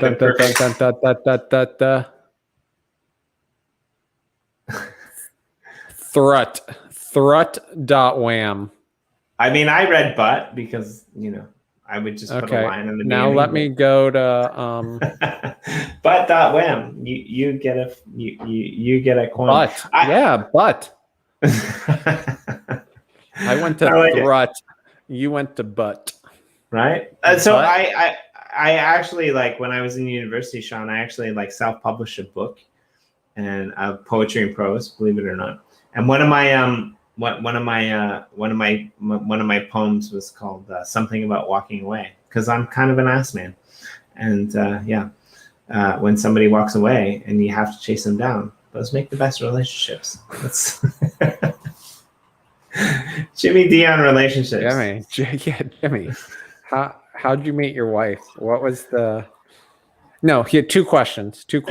Yeah, I really want to answer this. So how did like the honeymoon like being like when you first meet a girl and there's those butterflies and it's wonderful, and when did that first like connection happen, and then when did the honeymoon phase end? Right. Like where it just got like, okay, like we're gonna be together forever, but like the honeymoon's kind of over, like it's not. Yeah, this is actually a really good story, because there's a thing in Japan called nampa, where guys just like will walk beside a girl down the street, and basically the girl most of the time just ignores him, but like they'll just say like things like, "Oh, you're really beautiful. You have really beautiful eyes." And when they get to the end of the block, they won't say anything. I did not do nampa in that sense, but I used to talk to a lot of people, and I used to do a lot of things. And my friends, believe it or not, this is a really weird story. A good friend of mine, who actually I kind of hit on his girlfriend in an inappropriate way, and he was like the first foreign karate champion of Japan, and he wanted to kick my ass, and he showed up at a restaurant that I was at with like a bunch of my buddies, like two like pro boxer type of dudes. And we had mutual friends, so he kind of like laid back, and I apologized to him. I said, "I'm really sorry, we were out of line." Went to his girlfriend's bar, had a few drinks, everything was cool. He became a really good friend of mine, to the point that like we were out one night and I was talking to these girls, and these other weird like kind of foreign guys that like have standards, because if you've been in Japan for a long time, like you don't have those. You just go and you talk to people, right? Like it's different. Like, I'm sorry to say this, but America is so draconian in the way that you're allowed to interact with women. Like oh, you're disrespectful to women, and I get myself into trouble about this a lot. Oh wait, let's let NFT Joe tune into this. Well, maybe, but here's no, go ahead. Here's the thing. I said it for you. Number 5. All right, go ahead. No, but here's the thing, right? Like, this is the thing. Like my wife, like, she walks around the house. She doesn't do this out in public, but she walks around the house, and like, she's a dancer. She used to be a professional cheerleader, actually, to be honest, for a baseball team, right? And she's a ballet dancer, and she walks around the house in like, short skirts, and like, I'm not opposed to like slapping her on the ass, and she laughs about it. She's like, this is the way that sexuality should be. I'm going to be really open about this, right? This is not an uplifter chat, right? This is not an America, you should respect women chat. Like there are women in the world that we're not treating them as sex objects, right? Like, we're treating them as individuals who like to feel sexy, right? If you're a guy and you walk into a room and you don't have a pot belly, and you work out and you do that every day diligently, like I know that you do, Sean, and you go to the gym and you work on your body, and you walk into the room, and these beautiful women, they turn their heads and they look at you. I mean, it's a good feeling, right? Like, this is beyond heckling. It's not like you're at a construction site and you're like, "Oh, come over here, baby." It's a little bit different, right? Like, there's an interactability to this. Yeah. So anyway, I was at my mate's place, because he's actually, as well, he's the Mexican ambassador for beef in Japan. So, and he owns a business that imports pumpkins. Because Japanese pumpkins, there's a problem growing them in Japan with the humidity, so he does it in Mexico and New Zealand and other places. So he had this like food stall at a Mexican event in Umeda, and so me and my other friend kind of dragged me to like kind of support him, and it was just after I had gotten divorced, actually. My ex-wife is amazing. She's awesome, but we just kind of like grew apart in different ways, mostly because I like to go out and she was a little bit, soulless. She liked to be in in our own place. And so just after my divorce, we went out and I met this guy who used to ride a motorcycle who was actually a blockchain dude. He was into Cardano. He was a smart guy. He ended up getting a job. He ended up getting a job. Like this is how long ago? This could have been like 7 years ago that Jimmy met this guy into Cardano. Right. So he used to be my assistant because I used to be a swimming instructor at the school, the international school that I worked at, and he was my assistant, and he got into blockchain. And Cardano has a really heavy base in Japan, actually, and like his job basically was to be a rep for Cardano, and they actually employed him. They actually moved him, I think, to Hong Kong, where he became based. And yeah, he was doing that. So he for whatever reason was back in Japan for that event, and I saw him, and I was like, oh shit, like how's it going? It's good. And he was talking to this dude, this Japanese guy who I didn't know. And all of a sudden, my now wife at the time, she showed up, and I was doing my thing, and I'm just like, they were talking, and I kind of thought that he might know her, and I had actually been on a date. I don't even think he knows this, but I actually had been on a date with his ex-girlfriend, not so long ago, and so like I was like in that period of my life where I just wanted to, chill out and, meet beautiful people. And so I offered to buy her a drink, and I bought her a drink, and we talked about whatever we talked about. I don't even remember. And then shortly after, she's just like, I'm like, well, if you gotta go, you gotta go, whatever. Like, I'll get your number. I had options at the time, before I got into full crypto and I got fat and shit. Right. And I'm like, if you gotta go, you gotta go. So she's like, no, but you bought me a drink, so I'll buy you a drink. And I'm like, oh, yeah, that's cool. Right. So she bought me a drink. We had a drink. Everything's cool. Everything's good. At that time I had like a 3-message rule, right? Like I would message people up to 3 times, and if they didn't, I would fucking delete them because I didn't have time for that shit. Don't sigh, but here's my thing, right? So I messaged her twice. I never heard back from her, and it was like New Year's, and I was just like, between Christmas and New Year's, and I'm just going through my phone cleaning out things, and I'm like, I have this girl's name in here, and I kind of remember her, right? Like, so I'm going to send her a message. So I sent her a message, and she sent me back this really cute photo of her and her friend, like, baking cakes for Christmas or something. Oh, nice. So I said, okay, cakes. Right? So I said, hey, like, do you want to meet up? Like, let's do this. And so we met up, and I think maybe in the back of her mind, like, I was going to teach her English or whatever, right? And that was your let me come over and teach you some English. No, I didn't say that. I can teach you English. And like I had her name in my phone, like her name behind the city that like I learned that she lived in, like, right? So like I could like plan the perfect date. That's how weird I was back in those days, right? And so like we ended up at this place after my job teaching university, and she ended up there, and I was just like, okay, like where do we go? And she's like, I don't fucking know. I'm not from here, right? I actually had the place that she was from wrong, and we ended up wandering around a mall because nothing was open, and had kind of a good time. Had a good chat, and there were some other funny things that I won't really relay in there, but we had a good time, and about a week or 2 weeks later, I had messaged her, and I said like, let's go out, let's hang out again. Like we went to the aquarium, we hung out, we did all this stuff. We went for dinner after.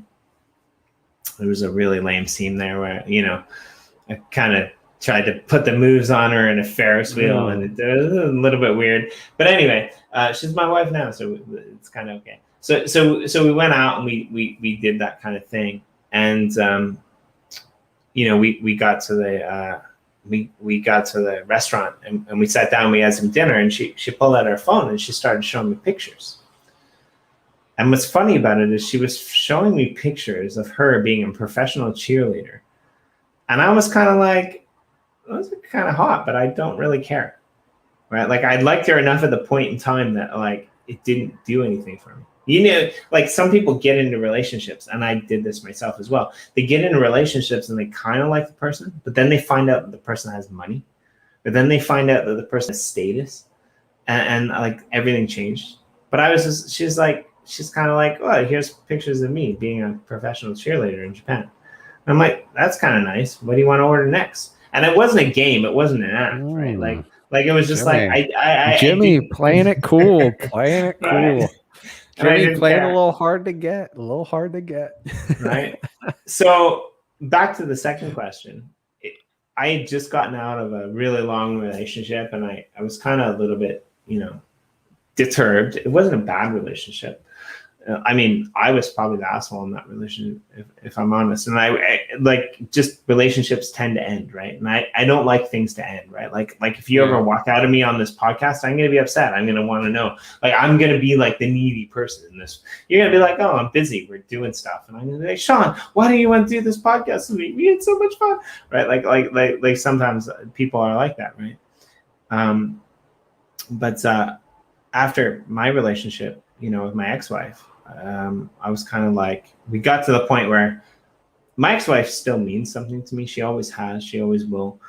I think that's kind of important. Even if you ended up hating one another, there must have been something there at some point in time.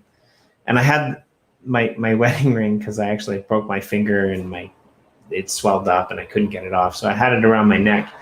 And my wife now, she got really pissed off at me one day. And she's just like, you can't have that there, right? And I was always really open about it, right? Like and she sat down with me one time and she said, here's the thing. I know we've been doing Here's our the thing. Number right? 6. She said it, not me. She said it. But she said to me, she said, you know, we've been doing this for like a few months now, you know, and like, what's going to happen next? Like, I'm okay with you doing your thing. I'm okay with me doing my thing. But I mean, like, can we do something, you know, a little bit more serious? Is that all right? Like, I was okay with it before, but I'm not really okay with you seeing other people. And so we kind of went in that direction. Jimmy, tie off all your loose ends now. Right. Get them tied off. And we had like fights about it and stuff as well. But she made you choose. She made you choose. Good for her. Right. And so going to your second question, where is the point where it almost didn't matter? The point where it almost didn't matter was we actually opened a business together. My wife is also she's a designer. She was a dancer. She learned how to sew. She basically worked for a company after she stopped dancing. That made costumes and clothing. So she made costumes for some theme parks in Japan, and she also made like some clothing as well. And she's really talented. So we decided to start a business together, and we decided to start a business whereby we would reform old kimonos. She actually taught me to sew, which is kind of amazing because I sew buttons on with dental floss. And don't laugh, because if you sew buttons on with dental floss, you can melt the ends, so you don't have to tie the back end of it, and that dental floss doesn't break, and it smells like mint, right? You had no idea that we were going to go this far with this question, right? And if ever you go to a restaurant and get a little steak stuck in your teeth, you just rip off the button, unwind it, and in case you didn't know, I am a flossing fiend. Yeah, an avid flosser. I'm an avid flosser. Pretty much after every, I'd say like 1.5 times a day, maybe like 1.2 times a day. Gotta floss. So the question. They think Jimmy has lost the plot. Let me just finish this up, right?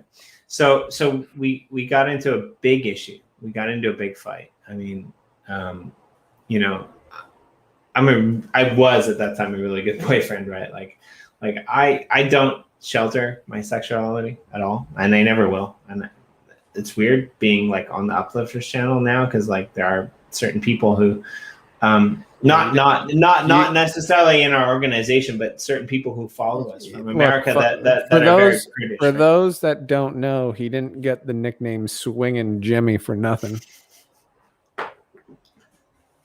Fair enough. But I like I've lived in Asia long. I've lived in Asia long enough that I see furries, furries. How are furries in? This is a whole nother obscurity and beyond, by the way. I know Bonds has a fetish for these. I don't know what they are. It's probably a gaming thing, but he sent you those things in Telegram, right? Those these elf women. Oh man, he still sent those to me. Yeah, he's not. I don't think he's ashamed of it, but it's these like women, but they have these elf ears on, and I've never really. It's interesting. What's even more interesting is that it led to Bonds dressing up as a woman with elf ears and making an NFT up. Shout out to Ricardo from the new hit podcast Rolodex. He just had the neon signs people on. I gotta let my dog out. Okay, well, while you do that, I'll finish the story. I kind of don't want to finish it without you here, though. But yeah, so here's the thing. When you live in another country, number 7, by the way, Sean, which you won't mark in your paper. But when you live in another, I kind of don't want to finish this story without Sean being here. So I kind of feel like, he should be a part of this. I mean, yeah, right? Morton, spin the wheel for EOS. Enough of fucking Jimmy talking about his all his shit. We don't need to hear that. I mean, this is taking a really long time to let the dog out, so maybe I'll just go on with the story. But yeah, like we had a really big fight. Should I just you want me to tell the story again? I mean, Ricardo, by the way, we do need to have you on our channel, and we do need to have you on the next podcast. Yeah. So yeah, back to hold the on. story. No, I wanna. Okay, well, can you?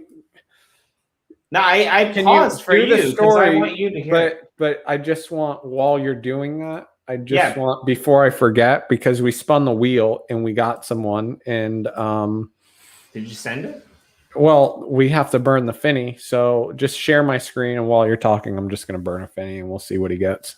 But yeah, that's what we do. So I stopped the story. But yeah, basically we had a bit of a falling out because we were working together, and I was kind of harassing her because I'm like, if I'm gonna fucking manage this business and you're gonna teach me how to do it, I come home from work, I'd be like slaving over the sewing machine, like creating these awesome mini skirts and dresses that she designed. And I'm not shitting you. This is what I was doing. I was getting really pissy. And it was right before I went to Canada for my brother's wedding. And, the day before we went to Canada, she showed up like 2 hours before we were supposed to leave. And I found out that she was like hanging out with her friends, and like there was this other guy, and I don't normally get jealous, but this other guy was like really nice. And I was just like once we got back from Canada, I found all this shit out, and finally, basically one day I got so pissed off that I just packed up all of her shit, and I just said, look, I can't deal with this anymore. You got to leave. But neither one of us could leave. Neither one of us could break the ice. And in the end, we ended up going on these weird vacations for like 2 months' time, and just having this intermedium. That's like a kind of cool mask. Yeah, this is going to the winner. It's a base level Finney. Put out your trades because you'll get it. In the end, like things kind of worked out. Like I went bowling with her family and her nephews and stuff like that, and it was a little bit weird. And I had a conversation with her dad that like she was never supposed to know about, and obviously I told her like the next day, and that's kind of where we ended up. But my missus is amazing. She's really talented. For all of you out there who might be thinking that I don't respect women, one of the reasons that I love my missus the most is we'll be walking down the street and my missus will say, hey, look at that great ass in those jeans up there, right? Where do you think those jeans came from? Or how do you think that we can like create that mini skirt like in our basement, right? Like she's really open. And I think like being really open, good thing that this is alcohol, Jimmy, and not caffeinated, Jimmy. Well, if it was caffeinated, Jimmy, you would never get this much out of me, to be honest.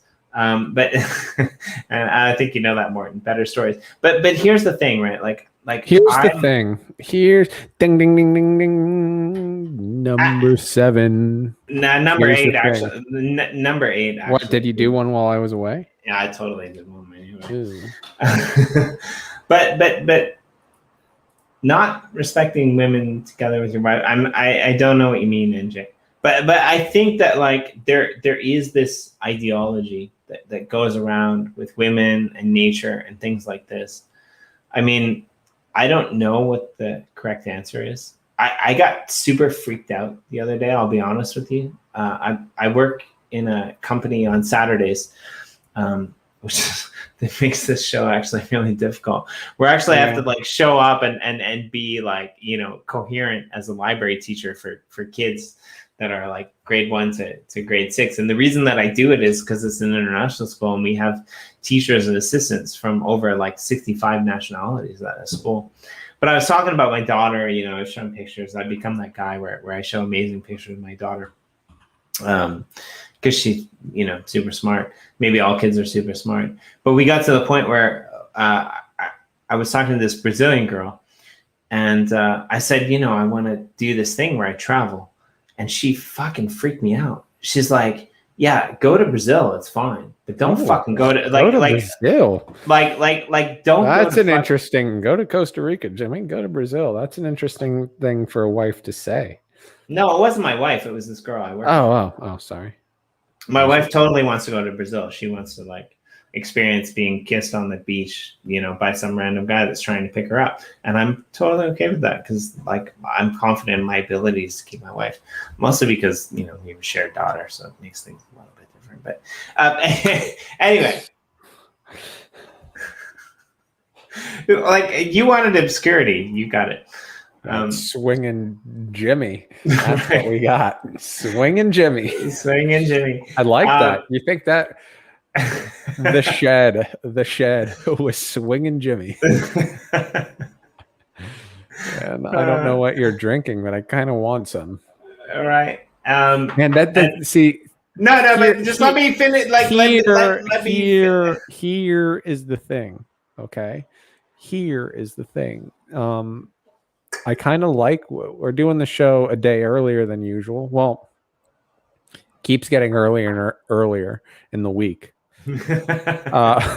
But we're doing, I kind of like the Friday morning show for me because I feel like I can have a beer. Do you think it's all right if I have a beer for the last 15 minutes of the show? I mean, we're already 2 hours in, so you may as well fucking crack a beer. Okay. Give me 1 minute. Keep them entertained. Yeah, fair enough. That might be difficult. But yeah, so I'll tell you the story, and I'll tell Sean later in the cast. But no shitting you, it freaked me out. I mean, my daughter is quite cute. You know, she's got these kind of curly locks, and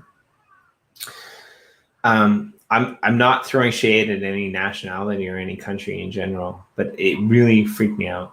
And so I just want to say this because the person told me, yeah, come to Brazil, bring your family, bring your 1-year-old daughter. It'll be okay. But she said, don't go to India with a 1-year-old baby that is as beautiful as yours. Again, not throwing shade towards Indian people, but it freaked me out because apparently this girl was in India with her best friend. And half-breed kids are always cute. Charlie Q, yeah, 100%. Totally not politically correct, but I agree.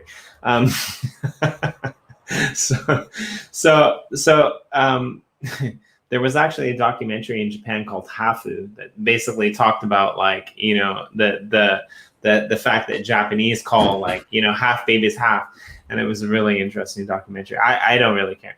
But anyway, Sean's back. And he's back for the best part. So the friend of mine. So here's the thing.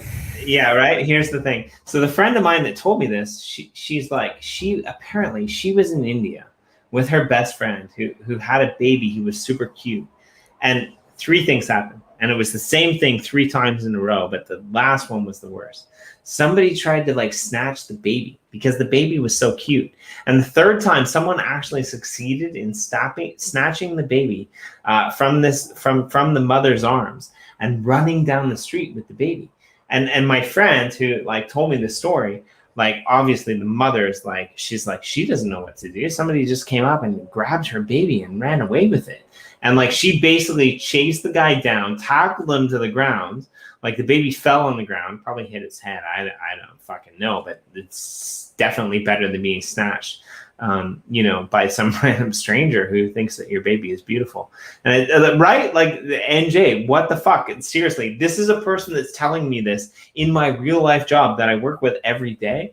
Fucking freaked me out. Like it got me to the level of like, okay, what is allowed and what is not allowed with kids? Like I hear that the soles of a baby's or any person's foot is like, okay, so like, can I somehow like take out the chip in the iPhone that like fucking tracks me from the government and like put it in there and like, you know, rename it on my on my computer to like find my fucking baby if I ever go to a country where like my baby Morton MD, you're totally cool. Indian abductions aren't cool. And again, I'm not trying to like throw shade at the Indian community, but it's a fucking thing there, right? Like it's like, welcome to Obscurity and Beyond. Because like right now on Obscurity and Beyond, we're talking about fucking baby abductions in other countries. And I'm fucking freaked out because my fucking baby is cute as shit.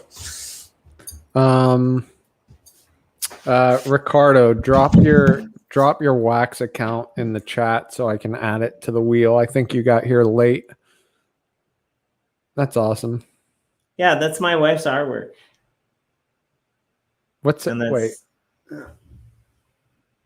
Wait, what? That's wonderful. Right? Like she's really good and she did it and I didn't even notice it and she had to actually point it out. How lame is that?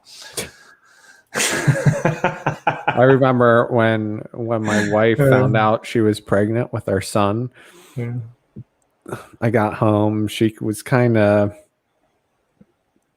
I don't know. She was like excited, but usually when I get home, you know, from wherever I was working at the time, I needed some time to just kind of like, I don't know, just some cool off time. And she's kind of like clingy, right? Like I get home and she's kind of clingy, like kind of behind my shoulder. And I'm like, hey, you know, what's going on here? I'm thinking, what's going on here? Right. And I guess she knew my routine. I always walk in the bathroom. She had put the pregnancy test like in the bathroom on the counter, right where I would see it. Right. But you didn't. Yeah, I don't see things really in front of that are in front of my face. And I was probably occupied like with something else, some crypto, or I can't remember.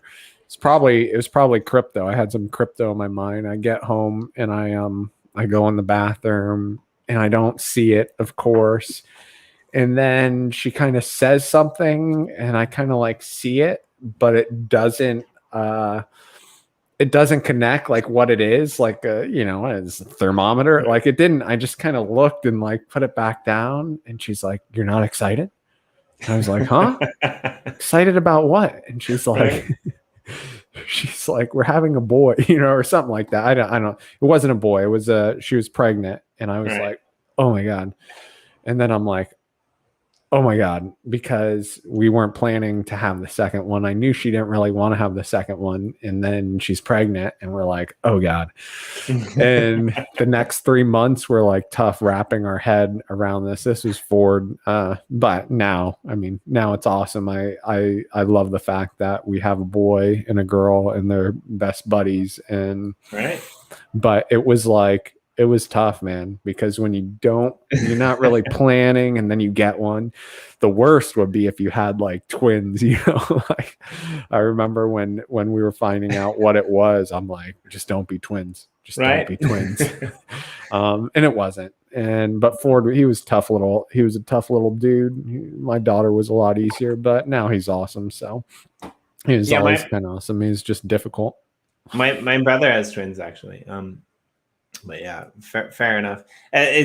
That's interesting because like when my missus told me that we were having a baby, we were laying in bed, and we were both awake. So let's just leave it there because we never lay in bed both awake. But anyway, like we were laying in bed and we were both awake, and she said to me, she said, "We're gonna have a kid for our first daughter, right?" And she said, "We're gonna have a kid." Right. And my and I didn't really say anything. And my response was like, And there was that weird, uncomfortable silence that you just heard now. Yeah. And she rolled over. She kind of put her arm around me, and she's like, "It's okay. I know that you'll be happy about it in 2 or 3 days, but it just takes you time to reflect on the reality of the world." And this is like why I love my wife. Like she understands me to that level. Like she knew that I wasn't going to react. And a little bit early, so let's just pretend that everything's okay because we're just by the mark. But like, when she said it to me the last time, I'm going to say that again. When she said it to me the last time, which was 2 or 3 weeks ago, well, a few more weeks ago now than that. When she said it to me the last time, she's like, "I'm pretty sure that our daughter's going to have a sibling." I was much more ecstatic about it. I'm like, well, I know when that happened, and yeah, fuck it. Let's just deal with it. Yeah. Right. I do want to bring this up though, because I think that this is really important. And I know that we got to get on and we got to do other things. And I got to turn the stream over to Sean because Sean's much better managing this than me. Charlie Key, I have a problem with you. Very big problem with you. White people problems, maybe. But I do want to point this out because I think this is something that's really interesting. In Europe, in England, back in the day, if you had a tan, that was really highly valued, right? Because people assumed that you had enough money to travel over the world and go to places that were sunny. Sometimes, Sean, I like to pretend that people think that there's wisdom on my words, but maybe I'm just in my own head. Anyways, Japan, not quite done. Let me finish. In Japan, at about around the same time, people used to think that white babies were precious because they didn't have to go out into the fields and work. And I think this is a really interesting concept when you look at culturally. Because today, Japanese women, especially, they'll walk around with umbrellas over their head because they don't want to get a tan. They don't really know why, but that's not why women walk with. They don't want to get wrinkles, dude. Let me finish. They don't. Okay. They don't in Japan, right? In Japan, right? I'm not talking about in America and other countries, right? In Japan, they walk around with an umbrella over their head because they feel like white skin is beautiful.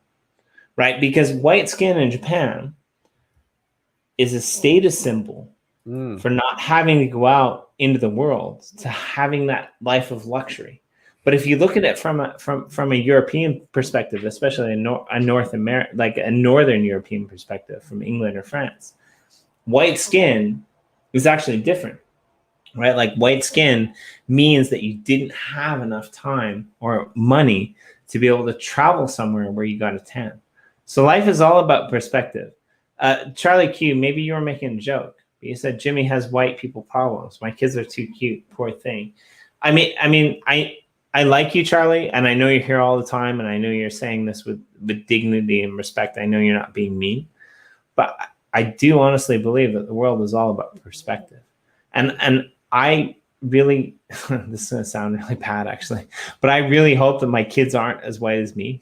Like, I really hope that they have that, like, I'm pretty white, you're fucking right, you know? But I really hope that they have that ability to, like, you know, at least fucking get a tan in Miami once in their life. That's what I'm going to say. Sorry, go ahead, Sean. A good base tan is not easy. I remember when I went to, we were going to Copenhagen, and we were getting on the plane with all the Copenhagen people. What I guess they're what are they, Danish? No, what? I can't hear. Copenhagen's in Denmark, right? Jesus Christ, your stories are worse than mine. Yeah. Anyways, had like half a beer. Are they Danish? They're Danish, right? I think they're Danish. I don't fucking Anyways, know. I always get Denmark and the Czech Republic confused, because we always go to Berlin, then we venture out, and it was all very, very foggy. But anyways, we were flying into Copenhagen and leaving Fort Lauderdale Airport, and the people that were from Copenhagen were flying back home, and they were all nuclear red, right? They had all been so sunburned. Like, I felt bad. Like, this was like second, third degree burns, like infringing on a third degree burn, because they had basically come to Miami and they had just gone outside on the beach and just sat there, and they had like blisters. And I was like, oh my God. A good base tan would have solved that. You got to level it up. You can't just, you know. Anyways, I'd like to level up that Finney tan, ladies and gentlemen. Let's Ricardo, I have asked you 2 times to asked you what your wax account was so I could add it to the wheel. You don't answer. I assume, because I thought you came in late, that you're not already on the wheel. If you're already on the wheel, let me know, because I'm going to spin this thing again, and we're going to give away another wax Finney. I'm not really sure what I really want to give that away, but I just got to throw this up on the screen because this is too good. With the Donald Trump avatar. I want mixed kids, but white chicks won't give me the time of day. I mean, fair enough. I mean, this is like non-white people problems. I don't know how we clarify that. He already did.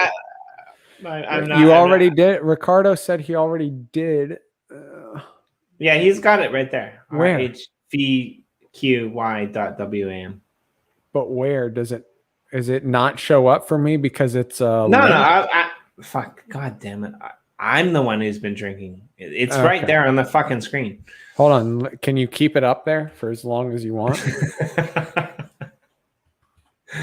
All right. I got it. I think it's because it thinks it's a link, maybe, so it doesn't display it for all of us. I could be wrong though. Charlie Q, for any like normal person that isn't researched and very close-minded, you're going to be causing problems all day long because people don't get it. But I get what you're saying. This makes sense to me a lot. You know, like kids that might be mixed, that might be coming from different cultures, like this actually is a thing, right? Like they might be healthier, they might have stronger immunities, right? Like you're totally not wrong. In Miami, it's a total melting pot. Like right. Every different skin color. We grew up with just exposed to everyone, a bunch of different cultures, which I feel like, I don't know. I go other places where it's not like that, and I'm like, it's funny. Right. I went to when I went to DC to B1 June, I was like, man, there's so many white women here. Right.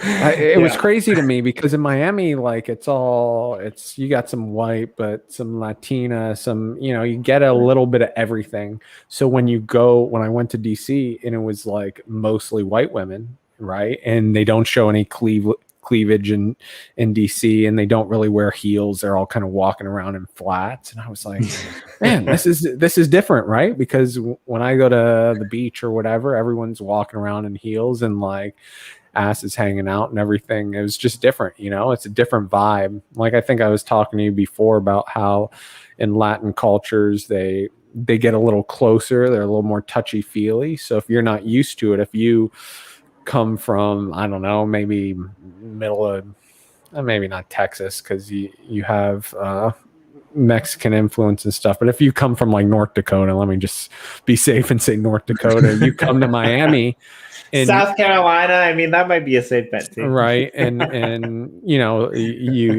they're Cuban men or women, they get right up like next to you when they talk to you, and they put their hands on you and stuff, and you might not be used to that, and you might take offense to it, but it's just a cross-cultural miscue. I think that's what they call it. Let me spin the wheel. Well, wait, just a minute. Whose wheel is this? Who made this wheel? Because apparently Charlie Q isn't on the wheel, and he's kind of saying "fuck me." And I kind of feel like we should stop the wheel to put Charlie Q on the wheel because, like, you know, fuck. I'm sorry. I tried, Charlie. Who won? This wasn't the name you just gave me. Look at this. That was on the screen. Amazing. This is fucking rigged. This shit is rigged. Like a crypto podcaster puts his name in at the last minute and he wins. This is rigged fucking shit. Screw you guys, Jimmy D and Sean Look Ballent. at this, Ricardo. I can't believe you won, Amazing. Ricardo. Amazing. And now, while it's up here, let's just burn the coin and see what they get. Ricardo is one of the most deserving community members. Not that Charlie Q isn't, but Charlie Q is awesome. He just needs to be nicer to Buns. Ricardo hosts the new hit podcast, Rolodex, and he named it after an airdrop that we find out what it is tonight, right? Rolo is the next BTC miner airdrop, and no one knows what it is. I know what it is, but no one besides like the super inner circle knows what it is, and it's going to be the most awesome of the BTC miner airdrops, and people are going to be pretty excited. And this character plays a role, not a major role, a minor role in Finney Volume 1. So let's burn this and let's see what Ricardo wins. So you do that. I'll be back in a minute. Okay. Here we go. Signing the transaction. Confirmation. Ricardo, are you ready to see which Finney you got? Could it be the ginger Finney? Could it be the elusive ginger Finney? Let's find out. No, I'm not from Brooklyn, but my daughter's name's Brooklyn. Refresh. And it is a iridium. The iridiums are flowing today. Let me send this to Ricardo.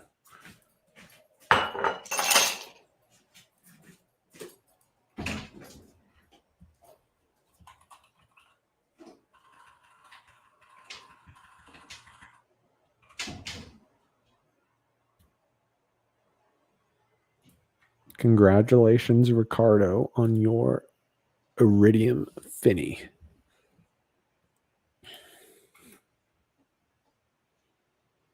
Look at that. He doesn't work for Cryptowriter. He works for the community. What a politician.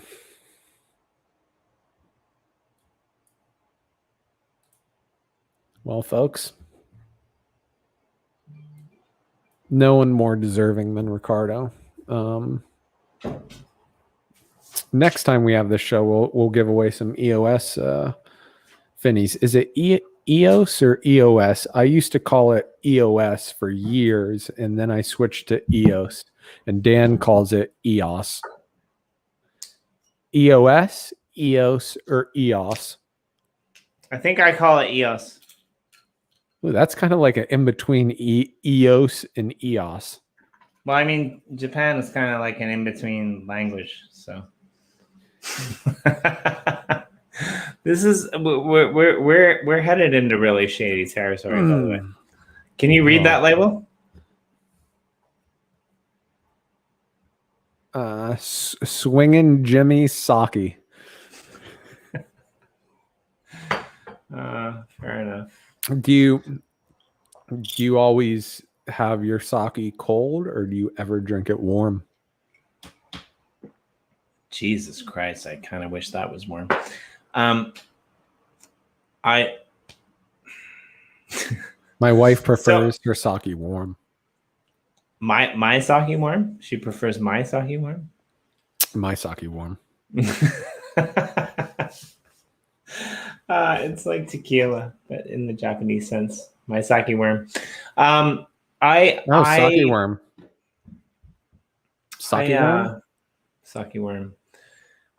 For the first year I lived in Japan, actually, I lived in Hokkaido, which is the north of the island, which is quite cold. It's probably on par to Toronto or New York in terms of winter. And they drink something called Atsukan, which is like hot sake, and I really like it, but it hits hard, right? Because like it's warm, and it's like the little Brendan Lovejoy teacup things that he does, but it's like alcohol. Yeah. So it like kicks you in the ass, right? I love the fact, by the way, just as an aside, that like when we were on the roundtable tonight, that like 90% of the Cryptowriter patronage for that roundtable for the first 10 minutes was just taking the piss out of Brandon for drinking tea. Oh yeah. It was really good. Like the live comments were so good. It was good. Good. I love Brandon. Yeah. He's a deep thinking nomad. And I love that about him. He's fun. I like having him on the show because he's always.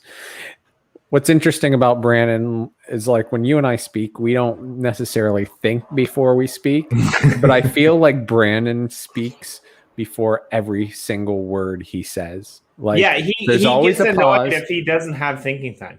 Yeah. And that's why he couldn't get a word in on that one podcast show, because Zach was talking, and every time we'd ask Brandon a question, he'd have to pause and think. And by the time he came up with his answer, like Zach was talking or Adam was talking, and he can never get a word in, but that's okay. Yeah, you bring up a good point though, because Brandon and Zach they're like polar opposites, right? Like you could tell that like Zach was getting annoyed because other people were speaking and he wanted to speak. And I'm not throwing shade at all. Like this is why he does what he does, and he's really good at what he does, right? But in my opinion, Brandon is like, what's his podcast named on the Cryptowriter channel? Blocks Populi. Yeah, that's kind of lame. Can we rename it? Wow, it has deep Zen meaning. It has deep Zen meaning beyond your. Hear me out. It's third eye stuff, though. Hear me out. Can we rename it for the people? Can we rename it to the Humble Genius? Because that's like in my mind. That's a bit cheesy. Can you get cheesy. Ricardo's wax address off the screen before the bots start spamming him with maybe random Yoshi tokens? And Atomic has to shut him down.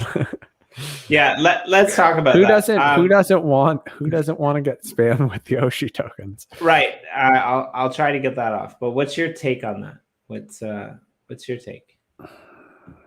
I don't know how to get it off. The only way I know how to get it off is to put JK. My take is that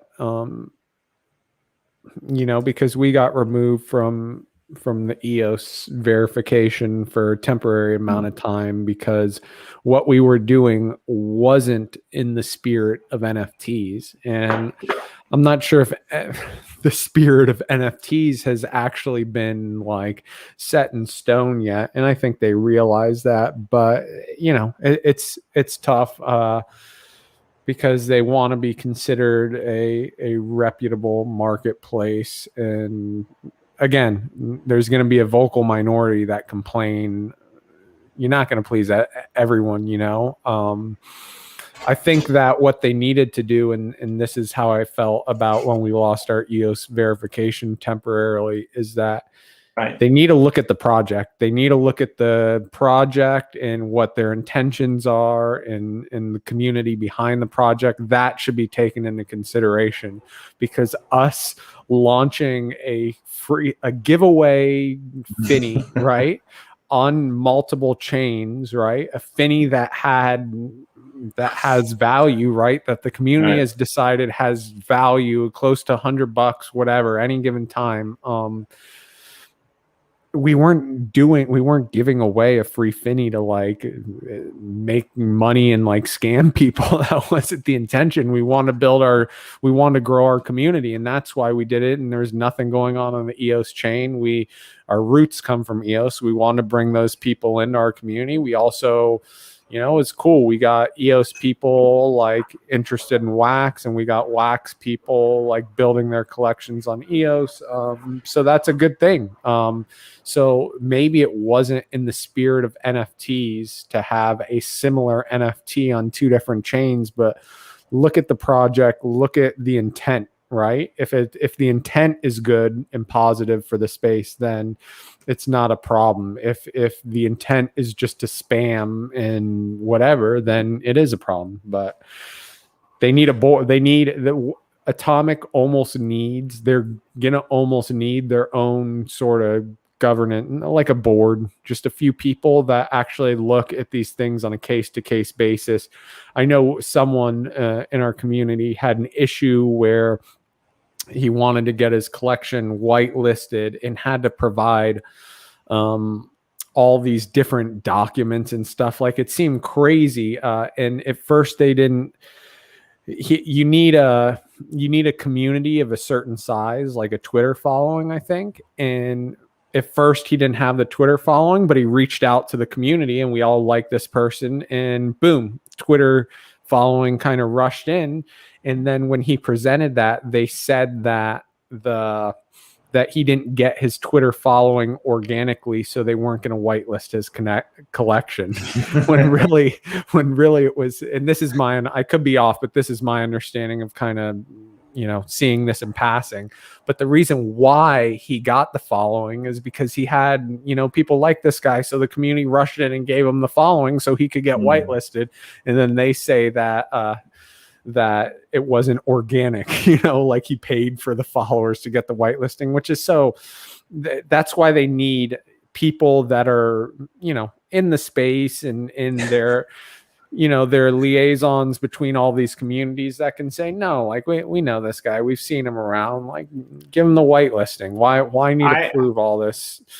I mean, to be fair, like I didn't know that story, but I think that's like quite impressive, right? Like, if you're at the level where you're gaining an audience quick enough to be like pinged by the people, like pinged by the organizations as being a bot, you must be doing something right. Like, hire that guy to fucking build your community. That's his project. Oh man, I forget what it's called. Doctor. I think here's the funny thing. I think, okay, again, don't quote me on this because I could be completely wrong, but I think it's DeFi Doctor DeFi. But I think he and his wife started this NFT project where it's like recipes, right? You get these ingredients and you craft these things. It's like the most like wholesome NFT project imaginable. And yeah, his Twitter following got a little too crazy. I wonder.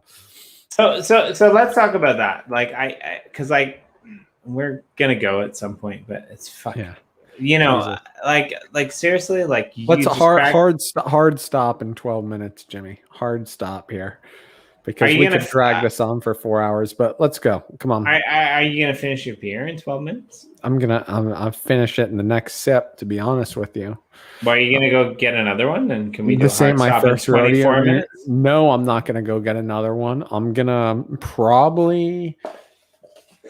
The sun's out for the first time in like 2 weeks. I'm probably going to mow the backyard and sweat this beer out, and then I'm gonna get back to work. I'm probably gonna never do this podcast again with you ever. Okay. Again. Because like you're fucking mowing the backyard, and you are with a genius of design, and the fact that you're actually spending time working to mow the backyard. Do you ever have like random cats come into your backyard and piss? Yeah, for sure. And my dog. So, Jesus fucking Christ, just let me design your backyard so you never have to mow it again. I mean, backyards are so archaic, it doesn't make any sense. Just fucking grow clover, which plants nitrogen, and mint, which fucking keeps away cats, and every time you fucking step on it, I'm throwing a lot of F-bombs out here, but, my backyard, but every time you step on it, it gives this like spearmint smell. Like, yeah, get rid of the grass, man. That's all I'm saying. My backyard is it's very nice, actually. I've put my wife and I, like, landscaping's one of our, one of the things we have in common. Like, we like to grind in the humidity. Who doesn't like to grind in the humidity?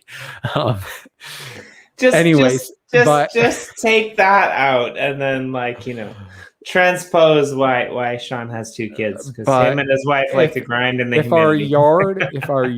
If you created this like work-free yard where we didn't have to cut our grass, and all the various plants just took care of themselves, and the weeds pulled themselves, and there are no cats pissing in the yard. I don't think the cats piss in the yard. I just know when there's a cat in the backyard, the dogs come out and they go full speed along the fence, and the cat's like, oh shit. And obviously like crash into it, because dogs, like, I love dogs. I'm a dog person myself, but the funniest thing is like when a cat can leap over the fence and the dog slam into it. Yeah, my dogs are exceptional at being mediocre, but they're not dumb to the point where they run into walls.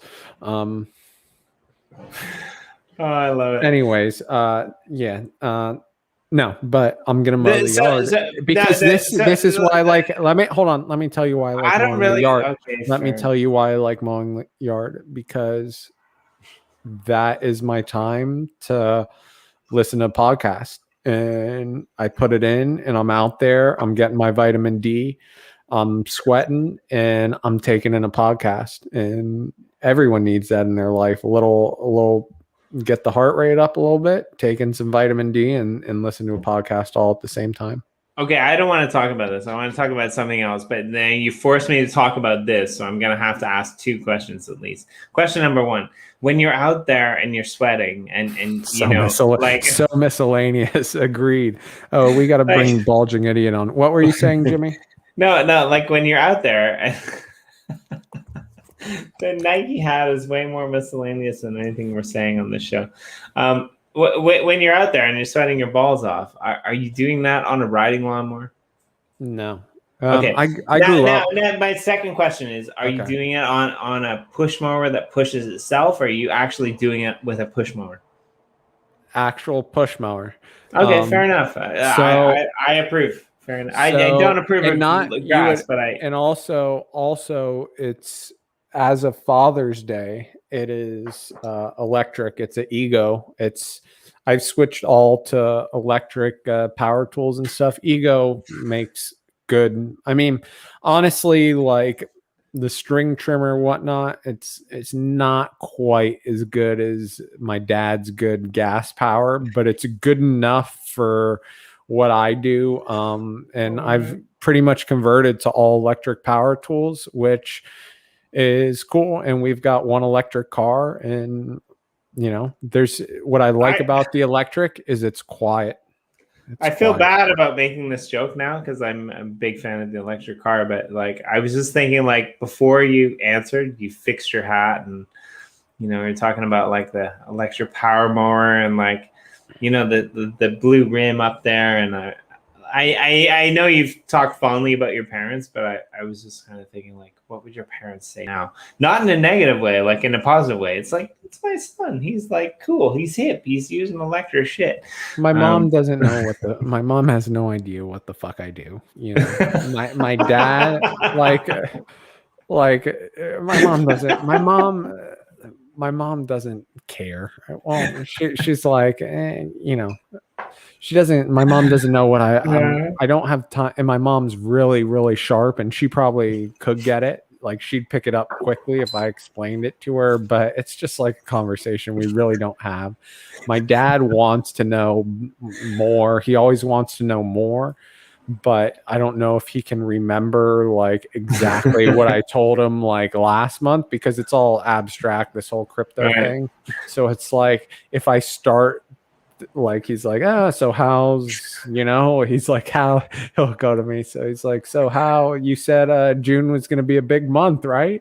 And I'm like, yeah. He's like, so how's it going? But he doesn't know what, like, how's what going, so if I start telling him like, oh, we're getting ready for Finney 2.0 volume 1 launch, whatever, then I have to go back and like lay out like what proof of work is, and like start from there and like build it up. So I'm kind of, and I feel guilty, but whenever he asks, I'm kind of like, yeah, it's good, Hey, and can you can you just do me a favor? And I won't push it until I actually meet your dad, because I think someday I will be in a backyard barbecue with your dad, and he's gonna love me. Yeah, His dad's great. love me, right? But like this is what I want to see happen.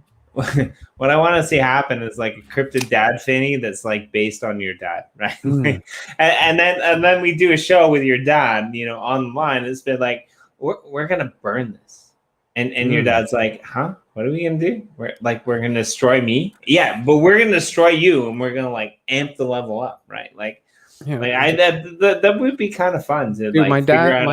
my dad is the reason I got into tech. My dad was he taught like technology, and he I remember as a little kid, he was talking to some, this is kind of trippy because Kenny's from Australia, but one of my earliest like tech memories of my dad, like right after he got internet, and it was like 14.4, it was like 14.4 dial up. Like this is back in the day. I remember when 28K came out and you're like, oh shit.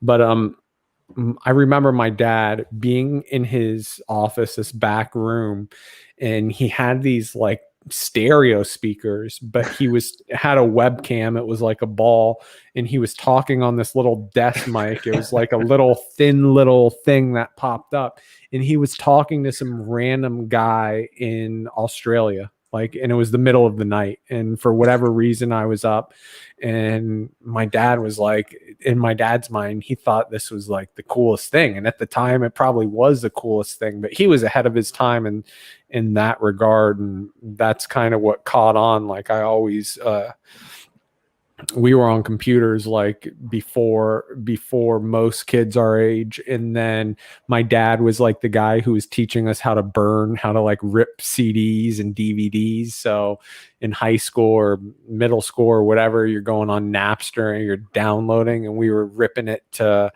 CD and then flipping them for like $10, and that all came from my dad teaching us how to do that. So he's a cool dude, man. He's younger than his years, that's for sure. I love it. I'm kind of, that story causes me problems, because when I actually ever meet it, when I actually ever make it to your parents' barbecue that they host on a Sunday, because family is important to them, I'm gonna kind of feel bad, because I'm gonna spend most of my time learning and entertaining your dad, and I'm not going to be speaking to you. And that's fine. We speak enough. Thanks for that. But that's the thing, right? Like does that count? No, that's not a here's the thing. That's totally here's the thing. Here's the thing is a here's the thing.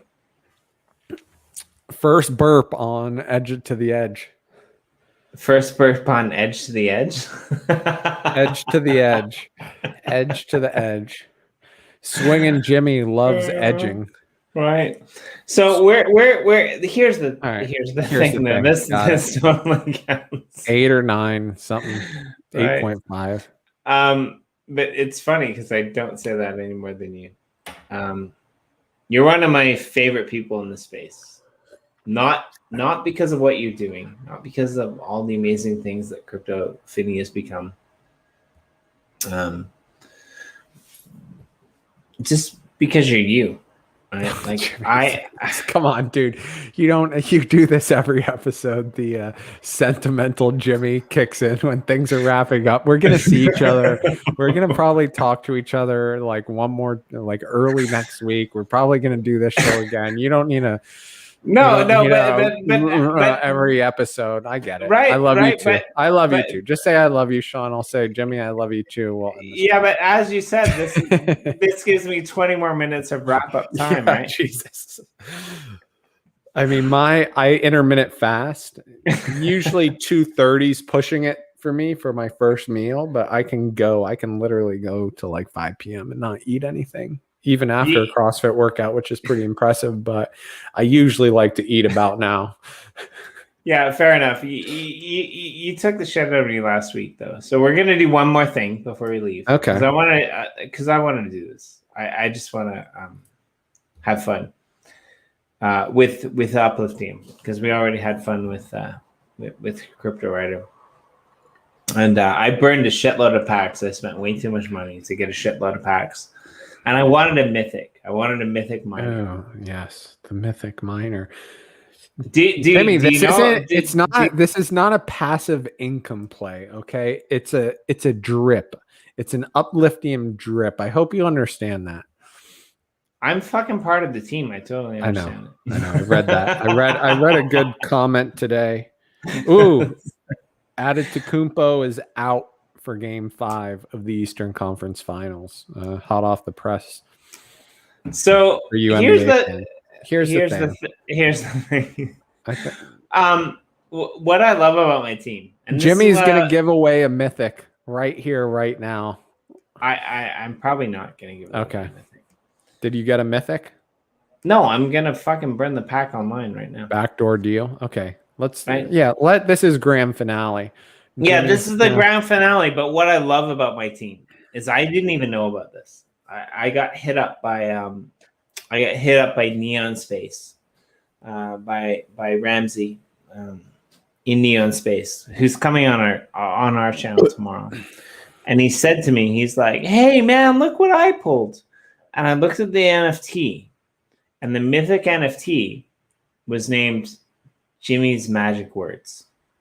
I was like, holy fuck, there's a fucking NFT named after me. Swinging Jimmy's Miner. Right? Swinging Jimmy's Miner might have been a better fit. Can you see my screen? Swing big. Can you see? You can see the open button. So let's open this. Yeah, we can see what happens.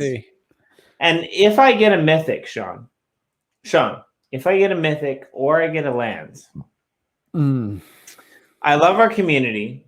You guys are all awesome. I'm going to stake whatever I get because we just don't have time to do another wheel spin. But if I get a mythic or if I get a land, Sean, I'm going to send it to you because I appreciate doing these podcasts with you in my own sentimental way. For the last 20 minutes, that will probably only be 10 today. But let's see what we get, and let's do it. All right, vamos.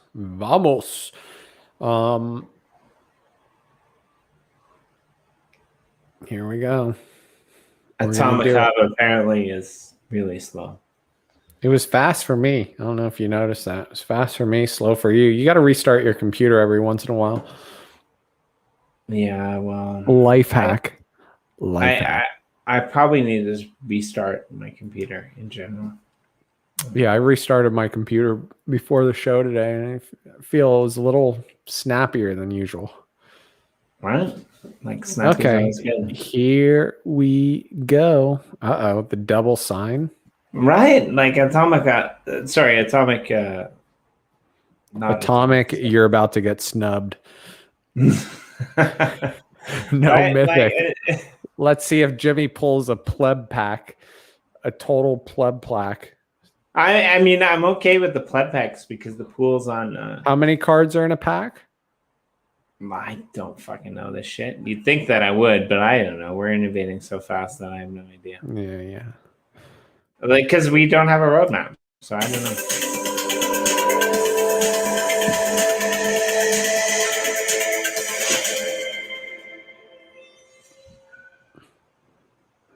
Uplifting Volume 1.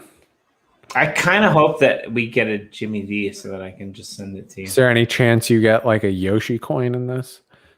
No. Oh. That's weird. So mostly why is it weird?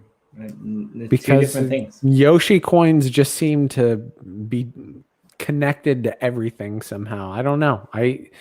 I look in my account and there's like new Yoshi coins popping up. I don't even know where they're coming from. Well, I mean, actually, to be honest, we're not sending out Yoshi coins anymore because, as you alluded to in the first, 5 minutes of the stream, we don't do that. Ooh, you got an epic. You got an epic, bruh. Yeah, that's all right. I might send that to you as a consolation prize, but I don't have one of these. I don't have one of these, to be honest with you. What's that bottom right? You don't have an epic? I don't think I have an epic. Fuck, I'll send you an epic. What are those bottom right ones? Community is power. What are those? That's like a 4. Oh, those are the 3 rares. battery. Oh, those are rares. So an epic's 4 battery charges. Oh, ooh, holy shit! A land? You got a land? I got a land, but I don't get. This is a good. Stop, because I don't. I have a land, but I don't have a land because I'm going to send this land to you because I already promised to send it to my co-host on Obscurity and Beyond. So you will be the proud owner of a random plot in Uplift that has some. Is that the most popular one right now? I don't. Honestly, I don't know. There's so many. I don't know either. But our builder, but our builder, shout out to Smitty. Smitty said that he's building now, and he's starting to see people like flying around checking shit out, which means that the herd is coming. Smitty, I said the reason why is because they've heard what a legendary builder you are, and they just want to watch you build. So they see him on the 2D map, and then everyone flies over to watch him build our shit, you know? Right. Land. Dznuts.gm. DEZNUTZ.gm. D's nuts. All right. This is kind of big, Sean. Like the fact that like I've opened. You're a soothsayer, it seems like, because you knew it was coming. He might be a soothsayer. I've opened 30 packs. 30 packs on this, and I've gotten 2 lands. Oh, shout out! You should buy a Horrors 2-pack tomorrow. Totally. We had them on the show earlier today. Yeah. And did you see the collab that we did with them? Yes, I love it. Yeah, but I'm excited. I think they're doing and I'll botch this, but they're doing like a 13-minute sale with a 1-minute cool off, but you might be able to buy like 10 packs at a time. And it's an open sale for 13 minutes. Should be interesting, but it's tomorrow, I think, for me at least. But I'm actually gonna buy some packs because I'm excited for that. And anyways, man, like 13 minutes is like the Death Star for me. Like I don't know how to sign on at the right time. Half of the time, like oh god, yeah, dude, like. The last 2 times that I've had Terry Crews scheduled, I've been on another fucking stream. I've been on another stream with other people, and he's just like, "Fuck you, I'm gonna." Okay, walk the dogs. So I bought Uplift Land and Uplift them. But my last like bonds was like, hey, we're doing a prospectors land sale. So I'm like, okay, let me try to get in on this. And then bonds and the prospectors team, they had the sale, but they didn't have enough RAM like staked to their account, whatever. So then like this is this is noob stuff. Okay, these guys have been in the game long enough to know you got to have some RAM in your account to pull this off. So I go to do a sale, but they weren't providing enough RAM, so it got like locked up. And then a few minutes later, Bonds is like, "Okay, we fixed it. We fixed it." I go to purchase, and I get an error. Well, first I go to purchase. There's a countdown timer, and I'm like, "Oh, what?" And I go to purchase again, and then I get an error that says I've already reached my like limit of purchases. I haven't purchased a single one, and it's telling me I've reached my limit. Then I got another timer, and then I went to purchase, and it's like sold out. So growing pains, but stuff like that's annoying. I know people with credit card payments and stuff. I'm a little nervous because we're working towards credit card payments with facings for our volume 1 pack drop. They're using a different vendor though, and they're like re-engineering. They've got a couple drops coming out before ours that'll use credit cards, so hopefully they work out the kinks. But you know, you're a little nervous, but you want these things to go smoothly. So yeah. So generally in Japan, what happens is the husbands come home from work and they give their wives their paycheck and they get a weekly allowance. Yes. What happens with me, because take what you will for that, but like we had a conversation last week whereby you told me that like the amount of money that you would need to live in Miami, for example, is like a dual person income, like both husband and wife need to work, or it's really not possible, right? Did I have that conversation with you? Most probably. I think so. That might have been Corey. But anyways, yeah, I mean, it depends it depends where you live and how you live. Like, if you're going to be Uber Eatsing all weekend, then yeah, sure. Like, no, but I don't. It was totally with me. Like, if you thought it was with somebody else, but if you thought it was Corey, then I'm in the Matrix. We're melting. But anyway, so this is what I do in my relationship with my wife. Is I'm pretty sure the Japanese government doesn't speak English, so I can say this. But essentially, I employ my wife as my accountant because she's super smart. And Japanese women, mostly, they don't work. And it's not because they're privileged. It's just because it doesn't make sense for them to work, right? Like they don't get the same salary as men. They don't get the same respect as men. There's not childcare as men.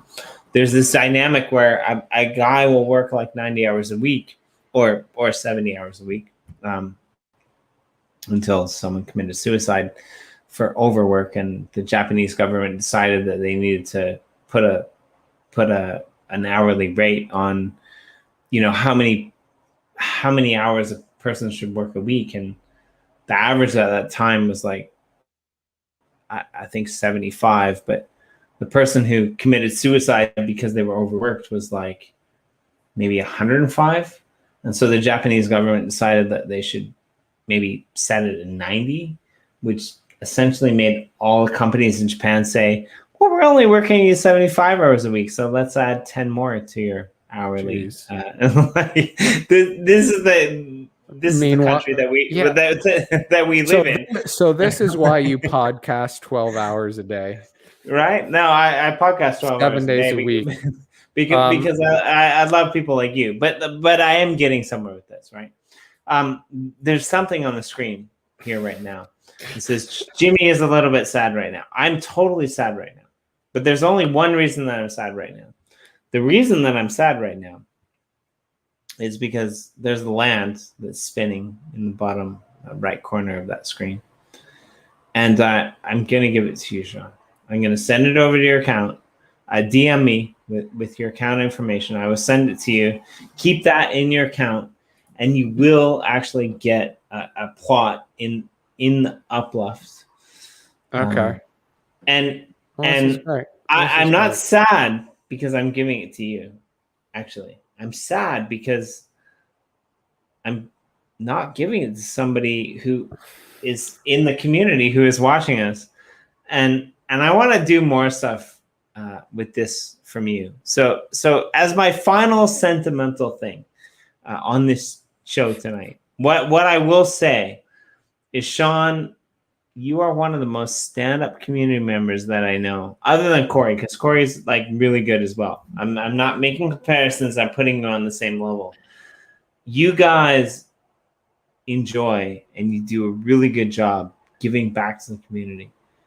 Like, you don't burn your own coins, right? Like, you don't collect your own shit, right? Like, you do a little bit, but what you relish in, what you love, is giving back to the community. You're always on these podcasts. You're always on our Roundtable podcast. You're always on the Cryptowriter podcast, throwing out Finney coins.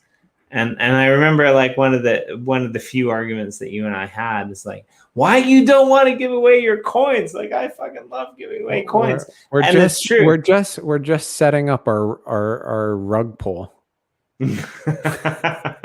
Right, because like yeah, we're just setting up the rug pull. Just got to give it time. No. Right. Like get everyone to buy into your coins. Give away a shit ton of them, and then pull the rug. Like, because when you're giving shit away for free and the price goes to zero, that's not cool. No, we're just we're playing the long game. We're gonna have this massive $1 billion sale, and then we're gonna vanish. No, these guys. It's the community keeps you going. We have fun. It feels good for the Finney coin sugar daddy. That's me, to just keep handing these things out, because the way I see it is, not only do people have fun with it, my favorite thing is when someone new joins the chat and you can tell they're genuine,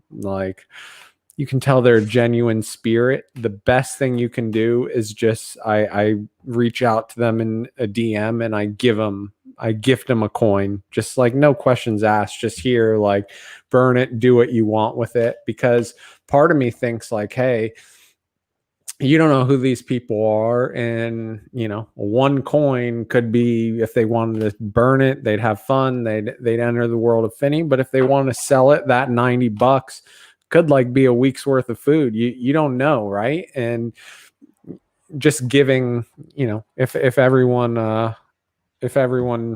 gave a little more, I think world's a better place. So yeah, I agree, and this is part of the reason why I love doing this show with you. All right, I gotta take a piss, Jimmy, and I gotta eat something. No, we're gonna cut it. Give me 1 minute. Okay. Oh, 1 minute on the clock. He's on the clock, folks. I've always wanted to put a timer. If he'd give me admin privileges, whenever he said, "Here's the thing," there's a 20-second timer, and he's just got to get it out, or he gets muted. And then we'd give him, whenever he says like a minute, we would actually have a timer at the bottom of the screen that you'd see it, and you'd see the time ticking down. He'd start talking faster and faster so he can try to get out everything he needed to say, and then